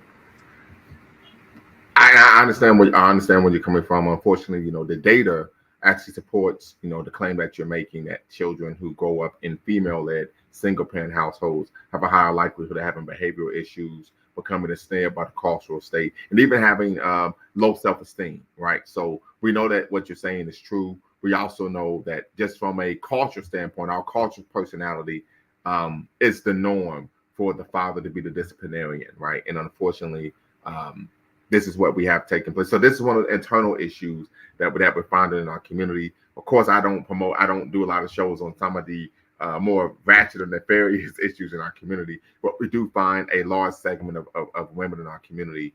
And of course, this is also something we're seeing in American society, in which women are wanting to have children and not be married, right? Even though that is the worst statistical outcome for the child. And of course, we see 12, 15 years later, the outcome of that child not growing up under the actual father's leadership. But a great example that, unfortunately, and I've mentioned this before on my platform, is what's taking place with my son, who his mother absconded with him 7 years ago, and now he's found himself ensnared by the carceral state due to some of the misdeeds that he's engaged in, which I know would have never taken place if he was living in my home under my roof. Right. Yeah, and it's unfortunate that a lot of our black women, they're I don't know, deciding to become more masculine or taking a masculine role. Now when or you being say a masculine, what do you mean by that? well, traditionally a masculine role is being a breadwinner, and the head of the household, the protector and the breadwinner of the household. So, all of our black women are pursuing degrees and extra education and I just careers. wanted to know, do you take issue with black women working and having and pursuing higher education? Do you think that? Well, I guess the question is, do you believe that a woman educating herself and working is somehow adversarial to having a two-parent household structure? It appears to be the issue. From the outside looking in, it doesn't seem like that would be an issue. But the way things are going over the past few decades, it looks like it's the black community in general is starting to degrade since the black woman has started to pursue professional careers. Well, I don't. Well, I would just speak to this, and of course, if there's sisters who are watching, of course, tap in, be part of the conversation. Poison and Polish Nail Company want you to tap in. I would believe that you are a business owner. I don't think that's the issue. I don't think the issue. I think more education is even better because we know the woman is the primary, teacher of culture to the child. So if she's uneducated, then what the French told she's going to be teaching the child, right? So my mother was an intellectual, right? She was an organic intellectual. And when I was sharing with my parents that I'm going to be defending my dissertation next month, my dad said, well, she's the reason that you even went as far as you did academically, because my mother was the one who sat down with me, particularly because I was the baby and the favorite, and actually instilled a love of learning in me, right? So I don't think that education is the issue. I don't think women having professional careers is the issue, particularly as someone who works in higher education. And I come across women of various racial and ethnic backgrounds who have PhDs, who make six figures, and they're very respectful and loving towards their husbands. I think the issue is an ideology of misandry and, of course, radical feminism. Well, the issue that I have with a woman taking more of a masculine role, quote unquote, or pursuing careers is the biggest issue in regards to that is, darn, I lost my train of thought for a second there. Let me get it back. But I don't see an issue with no. Go ahead. Go right ahead. Yeah. So the issue with it is, okay, so we live in a capitalist country, right? Yes, sir. Capitalist society. Yes, sir. We live in a capitalist society. So all of these people, we got our women chasing money just to make another person rich. I mean, we have all of these women. But you can say the same thing about men, then. Exactly. Right. So I mean, if it's a problem for women to do it, then that means it's a problem for men to do it too. No, I mean, we live in a capitalist society in which you have to have capital to provide material goods for your family. So you have to work to make money to provide food, clothing, and shelter for your household. That's just a reality. Okay, so you provide the material means for your family, but the stuff that the kid needs, as far as the parent being around and teaching them, morals and the right way to live their life, they got the material things, but the things that they really need that'll last them for the rest of their life, so that they can go to the next generation and raise their children the right way. They're not getting that. Well, but that has nothing to do with a woman working. You have women who don't work, who don't instill the proper morals and values in their children. So that has nothing to do with a person having a job or career. That comes down to the type of parent that you are. For example, my mother worked while I was growing up, right? And my mom taught certain particular morals and values in connection with what my father believed, right? But it had nothing to do with my mom having a job. I mean, it don't have nothing to do with her having a job, as far as her rearing you, not entirely, but it had an impact. And the thing is, we have a huge racial wealth gap Whereas though we got, all of our black people, whether it be male or female, go in to get educated so they can work for some rich white people and make them richer. You see what I'm saying? So you might even get yourself like a little 6-figure job, or maybe even make it to the high, 6 figures. And you get into the 2.5, 3s. But for all intents and purposes, the oligarchs on the top are all white people. Right. When are we going to start? We're going to take a step back and say, hey, what are we doing this for? What are we working so hard to get all this education, and it's not benefiting the foundation of the black community in general?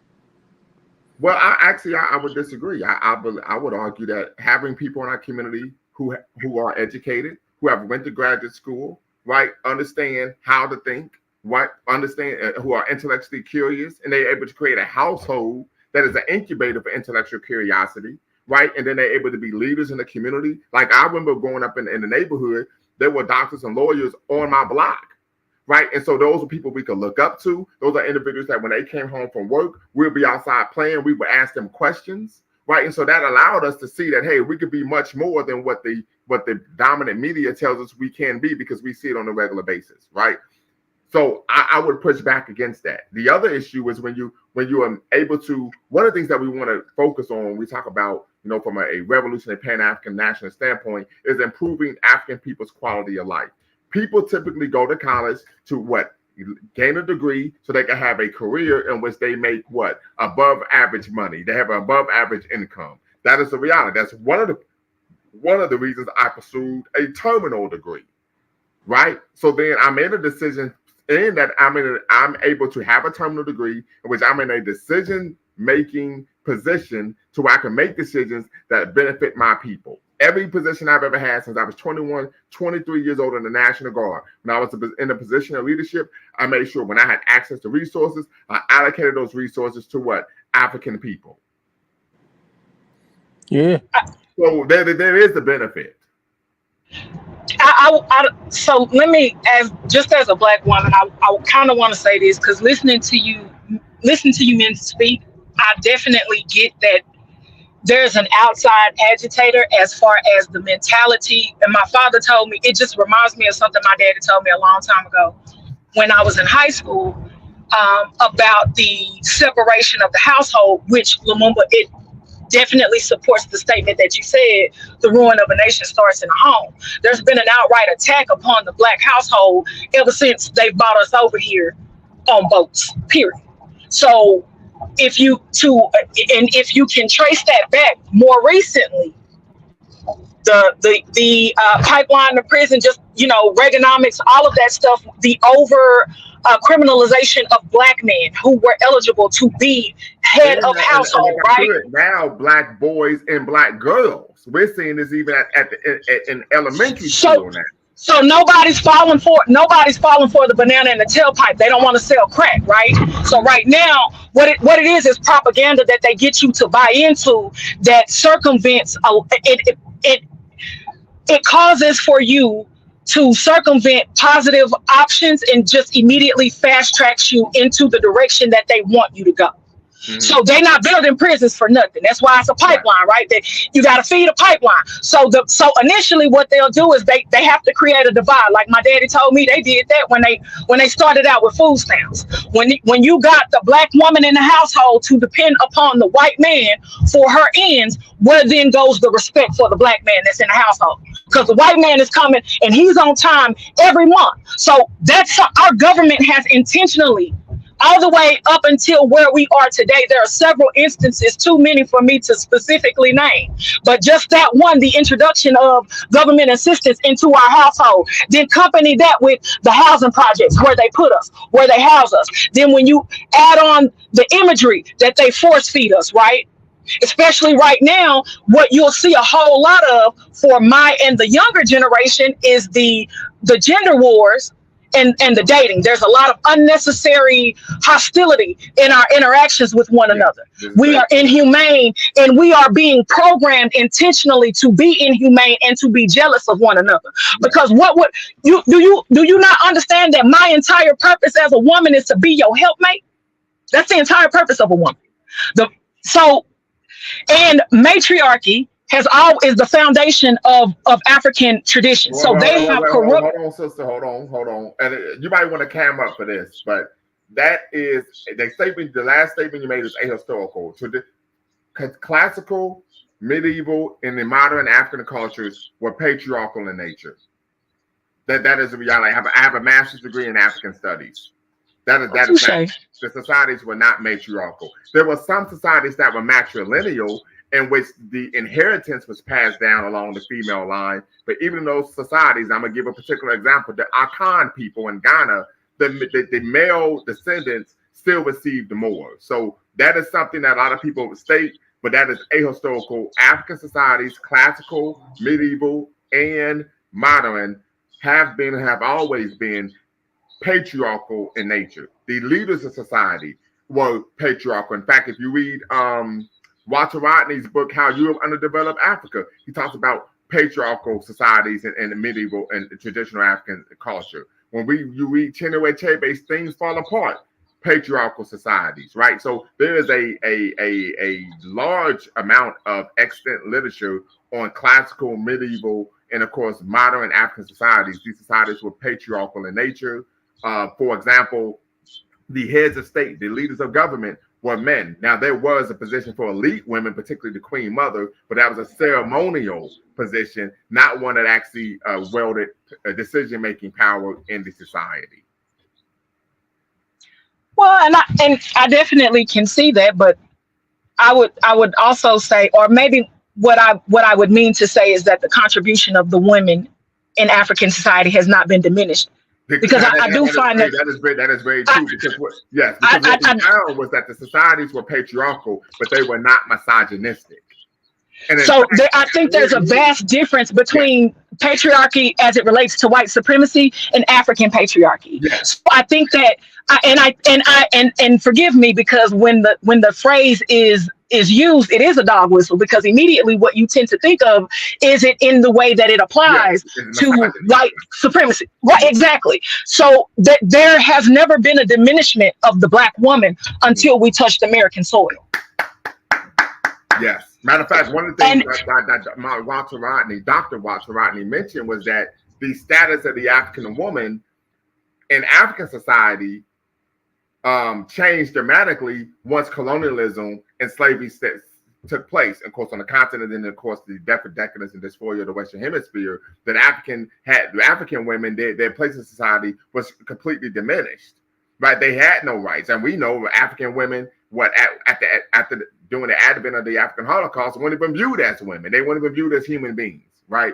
But one of the issues is that a lot of feminists would make the argument that no, Black women were treated horribly and so on and so forth. Not the case whatsoever. And once again, just want to reiterate that when we talk about patriarchy from an African-centered frame of reference, these societies were not misogynistic. In fact, the punishment for the abuse of a woman, your wife, your spouse, domestic violence, oftentimes in many societies was, guess what, the death penalty. Because I think, unfortunately, one of the grave errors that we may have made is that we want to be everybody's friend. We want to help everybody. Your struggle, my struggle. We friends, we cousins, because we related and we can find humanity in one another. That is just the nature of the African man, because we are spiritual. So we keep with the tenet of looking past the physical when we are able to. But I feel like at where we are in society at this point, they have at every turn, even all the way up to the imagery that is popularly used today. A lot of the reason why women want money is because of the type of men, right, that they desire, the type of women that those men desire. And so it's a. But I would say this, as someone who's in higher ed, of course, there's a lot of feminism there, and this is feminism it's really misandry masquerading as feminism. But I've come across women of different racial ethnic backgrounds, and I'm gonna get to your comment, P-Fuck 100. Matter of fact, I hope you could tap in and be part of the conversation. To where these are women with terminal degrees, making six figures, and they're very respectful and loving of their husbands. So I would argue is an ideology of misandry and radical feminism that is promoting this concept of the hatred and, of course, public abasement of Black men, rather than just a woman being educated, having a job. But P-Funk 100, my mother made more than my father, was more educated than my father, and it was not a problem. They stayed together and raised 3 Black children. It's about cooperation. Go ahead, Poise and Polish. I was just going to say that was my next point, because I believe that the grave error that we made during the civil rights movement was also Black women supporting the feminist movement just throughout history, even prior to that, when we were fighting to be free, when we joined up with Susan B. Anthony, because they gave the Black man the right to vote, and then what did they do to the white woman? So there has never been a cooperative effort, or has ever been a moment in the history of this nation, whereas a people they have looked at us individually and felt as though we were worthy of the same things that they want their children to have, because they want their children to have a spouse that would be a contributor, would be a leader. They've corrupted the community, right? So right now, everybody's in jail. Those that are coming out, they can't work. So when a woman has to, when we have to provide, and one thing about a Black woman, I do feel like we are forces of nature. I feel any woman is a force of nature, but in particularly, there is something magical about a Black woman. And our ability and our wherewithal. And I understand exactly what we mean to this country and what our contribution is, regardless of what credit they'll give us. But I know that they have had to destroy the family. They've had to put the Black woman on a pedestal. That creates jealousy within the household. Because when the Black man is working hard and he has to go and work 45 or 85 hours to make the kind of money that his wife makes, and then you accompany that with a lot of the misogynistic undertones that our society supports. Because I never hear conversations, and maybe because I'm not tuned into that algorithm, but I never hear conversations from other races about what just the way that they talk the Black and Black man and Black woman relationship is discussed, and how we feel about each other, even right now, all the way down to the man or the bear. Because who even came up with that? And why is that even a thing when everybody possesses both masculine and feminine qualities, and there are some treacherous women just like there's some treacherous men out here? Why is that even a concept and a question? And why is that something that is being on the forefront of everybody's algorithm for them to tap into, and a conversation to be had, when, obviously the birth rate is down. That's why they've overturned Roe versus Wade. So we need people not being born at the rate that they need them to be born at to sustain the prosperity of this nation. Why would we intentionally pour acid in an open wound that the Black man and the Black woman have been having? Because it's no secret. Malcolm X has told you 60 years ago that the Black woman was the most disrespected person in this country. And that still stands true today. Just look at Caitlin Clark and her counterpart, and Angel Reese. Just look at that. Real quick, so I'm going to say this. I believe that Black women disrespect themselves more than anyone nowadays. I'm going to be real with you. I mean, if we're going to be that we see our people disrespecting themselves more than anything. I mean, when I saw, let me turn my camera on. When I saw there was a rally, of course, a protest against police genocide here in America, and Black women were at the rally twerking in front of the police, saying, "This is how we're going to stop police violence, by shaking our asses." I mean, come on now. How do you expect people to take us serious? but again, it's also the imagery that's, it's the imagery also, right? So wait, hold on. From an African-centered frame of reference, everyone is held accountable. When you are an adult, I don't want to hear anything about what they're putting on social media influencing your behavior, because you can't make that type of argument in a court of law when you're acting in contravention of the law. Absolutely not.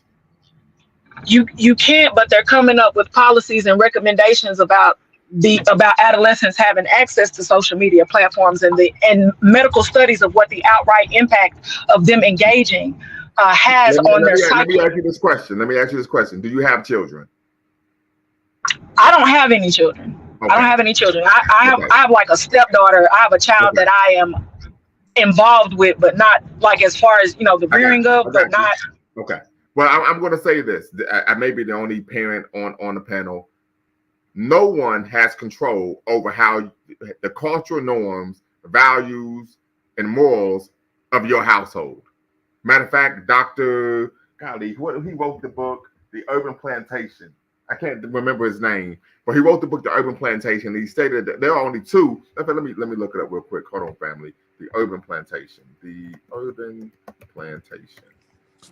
I'm a father and I'm married too. Okay, very good. So Robert Staples, he wrote the book, The Urban Plantation, right? There are only two institutions in Black America that are independent of white power and control: the church and the home.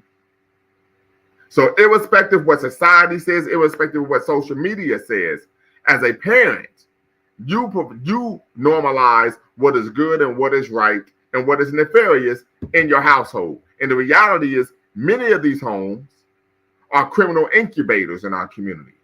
It ain't got nothing to do with social media, right? It has to do with the parents and the lack of parenting that's taking place. It has to do with the values or the lack of values that the parents are disseminating to the children. I got to call a buck a buck. I got to call a spade a spade. I'm going to call a rabbit a rabbit and a duck a duck. I do have to agree with you there. I can attest to coming from a low-income neighborhood. It got nothing to do with YouTube. It got to do with the fact that people aren't raising their children, and they're disseminating values that are racially disempowering, self-defeating, and self-destructive. That is a reality. I could give a story back when I was 19 years old. 19, family. That was over 20 years ago. I can't agree with you there. Myself. And I remember meeting a young lady who told me that her mother told her, don't have sex with someone unless they're going to give you money. I said, well, that means your mother told you to be a prostitute. Right? We have people teaching their children racially disempowering, self-defeating, and self-destructive values. It has nothing to do with social media. But why is that? That's the larger question at part, especially considering the number in the community that it's impacting, right? Because it's not just a bunch of wayward layman individuals. I'm going to ask you the question. I'm going to answer the question. The reality is the majority, Brother Lumumba, hey, Brother Bawanda, you better tap in, brother. You better tap in. You better tap in. I ain't been here in a while. You better tap in. The issue is that the majority of our people have an unhealthy concept of what it means to be Black. I'm going to give an example. Isaiah Thomas, two-time NBA champion with the Detroit Pistons. He at one point was the head coach of the New York Knicks. There was a lawsuit brought against Madison Square Garden for sexual harassment. In the lawsuit, it was named that Isaiah Thomas would call some of the Black female employees, subordinates, bitches on the job. They go to trial. He's being questioned on the stand. And they said, why are you calling these Black women who work for you a bitch? He said, well, I thought it was okay to do that because we're Black. The issue is that the majority of our people have an unhealthy concept of what it means to be Black. That's why. Who was it? Who was it that gave us this unhealthy concept? Who was it that told you? I know who did it, but once again, it is our responsibility to do something about it. And the reason I'm making this point because it's easy to just castigate white people. They taught us these things. Okay, what the French toast are you going to do about it? The thing I'm not into having indignation sessions where we keep going back to the same liar. the same deceiver, the same abuser, the same murderer. We already know that already. A bum on the street knows white people did these things to us. The real question is now, what the French toast are you going to do about it? See, that is an excuse. The thing is, men have presence, right? So if you don't have enough men in the community, and you got some nefarious folks in that neighborhood that want to do, commit violence, to do a whole lot of, negative stuff that'll bring the community down, the only people that's going to stop them from doing that is the presence of men in that community. Well, I would say masculine men as well. Masculine men as well, yeah. So typically, I would say this: masculine men, typically, and I can say that because I grew up in a household with one. They don't allow that type of crap to take place.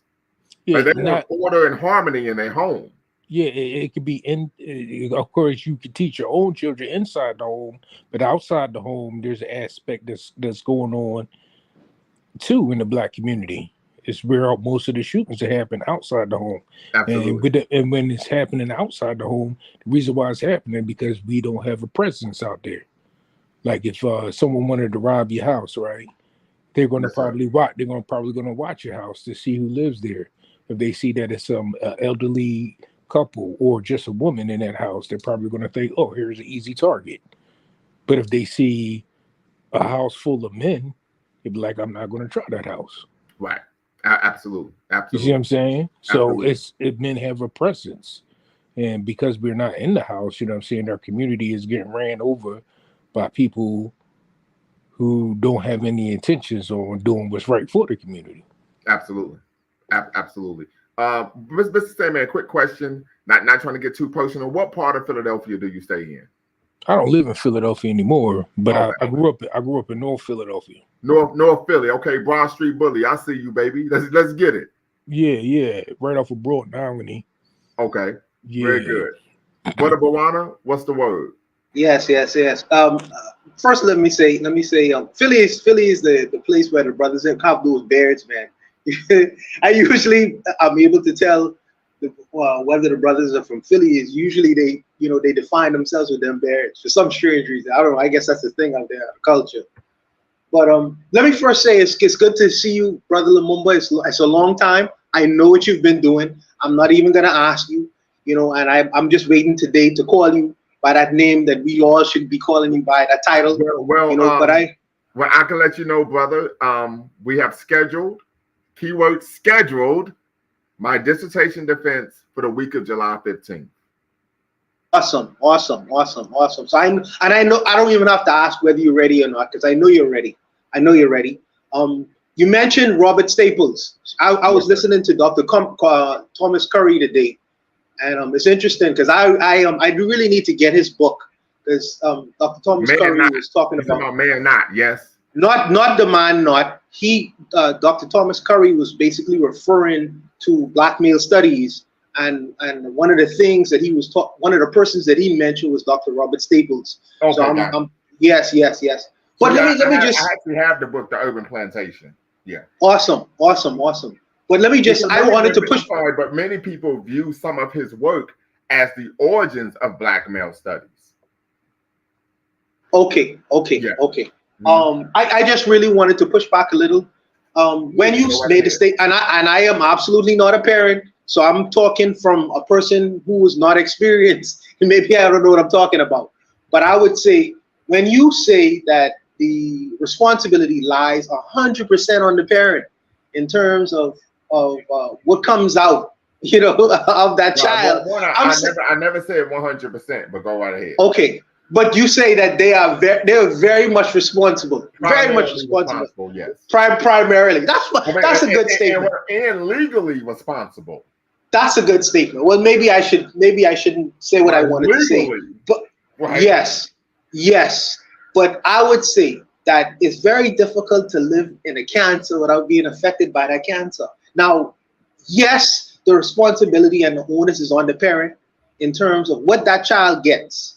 What he internalizes in terms of what the society is going to eventually see. That's a fair statement to make. But you live in a society where the society says that a young black boy is mean, a young black boy is nasty, a young black boy is a monster, continuously, daily, when he goes to school for 8 hours a day, he's probably being taught by a white female teacher, who's telling him certain things that a regular, normal person shouldn't hear, because she has her own biases and she passes that off to the young black male child. So the black male child is going to be influenced by these people externally as well as internally.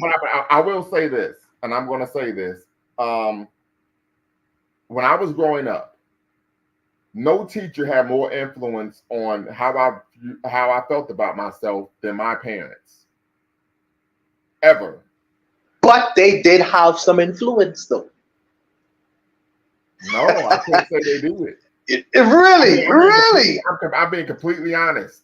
What a teacher thought about me meant nothing to me. What mattered to me was what my parents, and I'm no diss to my sister, and my big brother thought of me. I'm being 100% with you. No problem. But maybe your experiences is unique because yes, because I had a strong male father in the home. So my father was the dominating personality. That's no sweat. I didn't care what anyone else thought. This is anecdotal. I gave a damn what my dad thought. Yes, no sweat. But let me just remind you of something, because you would have read the autobiography of Malcolm X. So you know that Malcolm X's father was a strong man in his house, a Garveyite. But what impacted Malcolm X the most was when he was ahead in his classroom.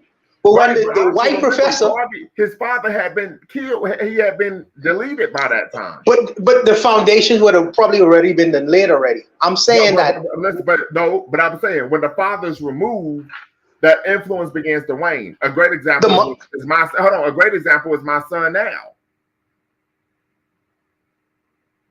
Okay, but let me just. It's important that you are very involved in raising a child all the way through, not just in those so-called tender years.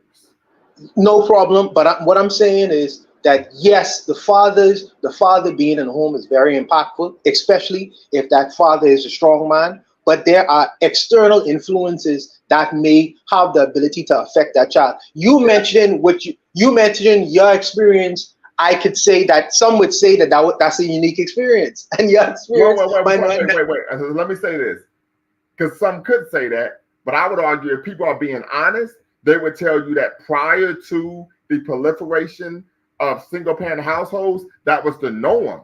The norm growing up in the African-American community prior to maybe the 1970s was you gave a damn what your dad thought and what he said more than anyone else.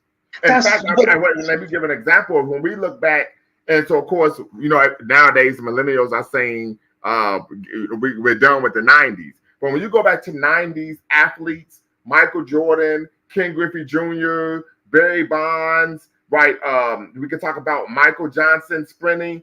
All of these athletes, when they would talk about, where did you get your style from? What makes you do this? They all would talk about their dad. Ken Griffey Jr. said he wore his hat backwards because his dad would wear his hat backwards. Michael Jordan said I would stick my tongue out because my dad would stick his tongue out when he was working on the family car. Right? So we see all of these black men who are in these prominent positions in society, even though they're athletes, they all say that I got my mannerisms, my worldview, my perspectives, my style, my flair from my father. So that's no problem. Historically, that what I'm saying is historically accurate. And at one point in the community, that was the norm. Okay, so I would push back again. You are mentioning athletes who represent. This is about high visibility because they provide. That's good. But I'm saying that the product of the people that you would have mentioned, they represent a very small minority of people who would have been able to produce very high performing athletes, almost on an elite level. So their experiences I don't think that you could use that as a sample. I'm not talking about their ability as an athlete. I'm talking about just their worldview and their manner. The influences. Yes, absolutely. And I wouldn't. No, I wouldn't take that away. All I'm saying is that if you put a child in a classroom, their influences is very important. I would never take that away. But if you put a child in a classroom for 8 hours a day with a white female teacher from the suburbs, that is a huge contrast. Maybe I'm probably certain of it. Is a huge contrast. There's literature on this issue. Yes. Right? All I'm saying is those issues, in my personal opinion, right? That I don't have any scholarship to substantiate this. I'm gonna put that out there, right? Yes. Based on my anecdotal experience, and of course, what I saw with my friends who had their fathers in the home. I think I was in 3rd grade, and one of the teachers or staff members at my elementary school stated that I had a speech impediment. So I told my dad. My dad was like, "Ain't nothing wrong with you. Don't pay that woman any attention." And I never thought about it again.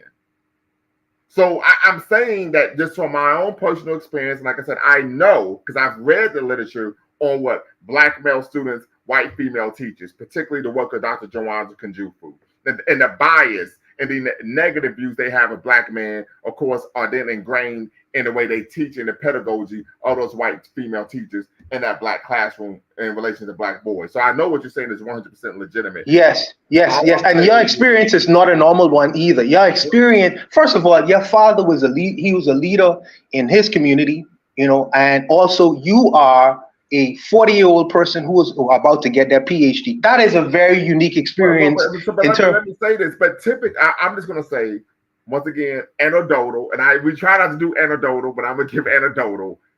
From the friends of mine that I grew up with who had their fathers in the home, it was the norm. We didn't give a damn what anyone else said except for our dad. Wow. I'm being real with you, even in terms of the personality, in terms of I was always very strong-minded. I would tell somebody I said no, and if they said something to me again, I'm like, what did I just say? I've been like that since I was a young man. I get that from my father because that's how he was. My best friend, we met in 1st grade. He was very assertive, just like his dad. You know what I mean? Wonderful. And I realized those personality traits that we have came from our father. Growing That's up beautiful. With him, being reared by him. Yes. So the community in which you came out of, the majority of the people had dads in the home. That's been their experience. Yeah. But Brother Lumumba, you would admit that is extremely unique. That's extremely unique considering up until maybe half a generation ago, that was the norm in the Black community in America.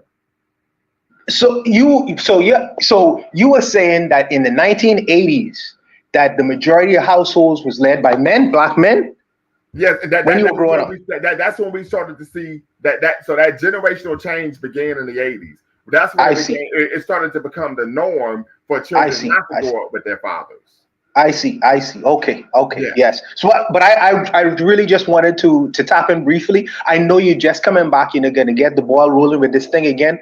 I saw you. I was listening briefly. I just wanted to tap in briefly just to say hello because I haven't spoken to you for a long time. It's good to see you back. I know that what you're doing. So I don't really want to bother you because I know you're very busy right now in trying to acquire what you're trying to acquire. I have time today. I got 3 pages left to write. Just three pages. No sweat. Yeah, man. I'm let you know, brother, I'm going to the continent next week. Is that right? Where are you going? I'm flying out. I'm going to June 30th. By yourself? Yes, sir. I would really, Brother Lumumba, if you can, I would really like to see a person like yourself link up with what's the doctor who teaches? He's an American. He teaches in the University of Ghana. His name is, oh goodness, man. He always being interviewed. He's a linguist. You know who he is? What's his name, Mr. Sandman? You know who he is? Oh goodness. His father just passed. His father was also a scholar in the United States as well. Oh goodness. I can't think of his name right. You say? Yes. He speaks all kind of African languages. He's a younger guy. His name is, I can't remember him right now. I know he is an American guy who left the Americas to teach at the University of Ghana, and it would be very awesome to see your guys link up with one another. I think it would be a very, very, because both of you guys are strong Pan-Africans, and I think that would be a very good connection. But just tell me about your trip when you come back. Are you going to spend a week there? Yeah, I'm gonna be there for a week. Absolutely. Okay, let us all know how to trip when you come back, brother. I will do a live while I'm there, brother. Okay. Awesome. Yes, man. But like I say, it's good to see you, brother. And I know, when you come back, you're coming back in full force. But I know you're very busy right now. But it's awesome to see you. Great to see you, brother. And Mr. Sandman. Right now, I gotta go, man. It's back to work for me. No problem. Appreciate you tapping in. We're going to tap in. Appreciate everybody for coming in, being part of the conversation. We're going to be 1 week is not enough. I would agree with you, Brother Shabazz. 1 week is not enough, but then I got to get back here to the States and get back on the grind. Once again, family, Lumumba Speaks, Bequaline Network, the Pan-African Social Media Extraordinaire. Make sure you subscribe, like, and hit the notification bell. And if you can, be a blessing to the show, the Cash App us at $ Lumumba Speaks. Until next time, y'all know what to do. Peace.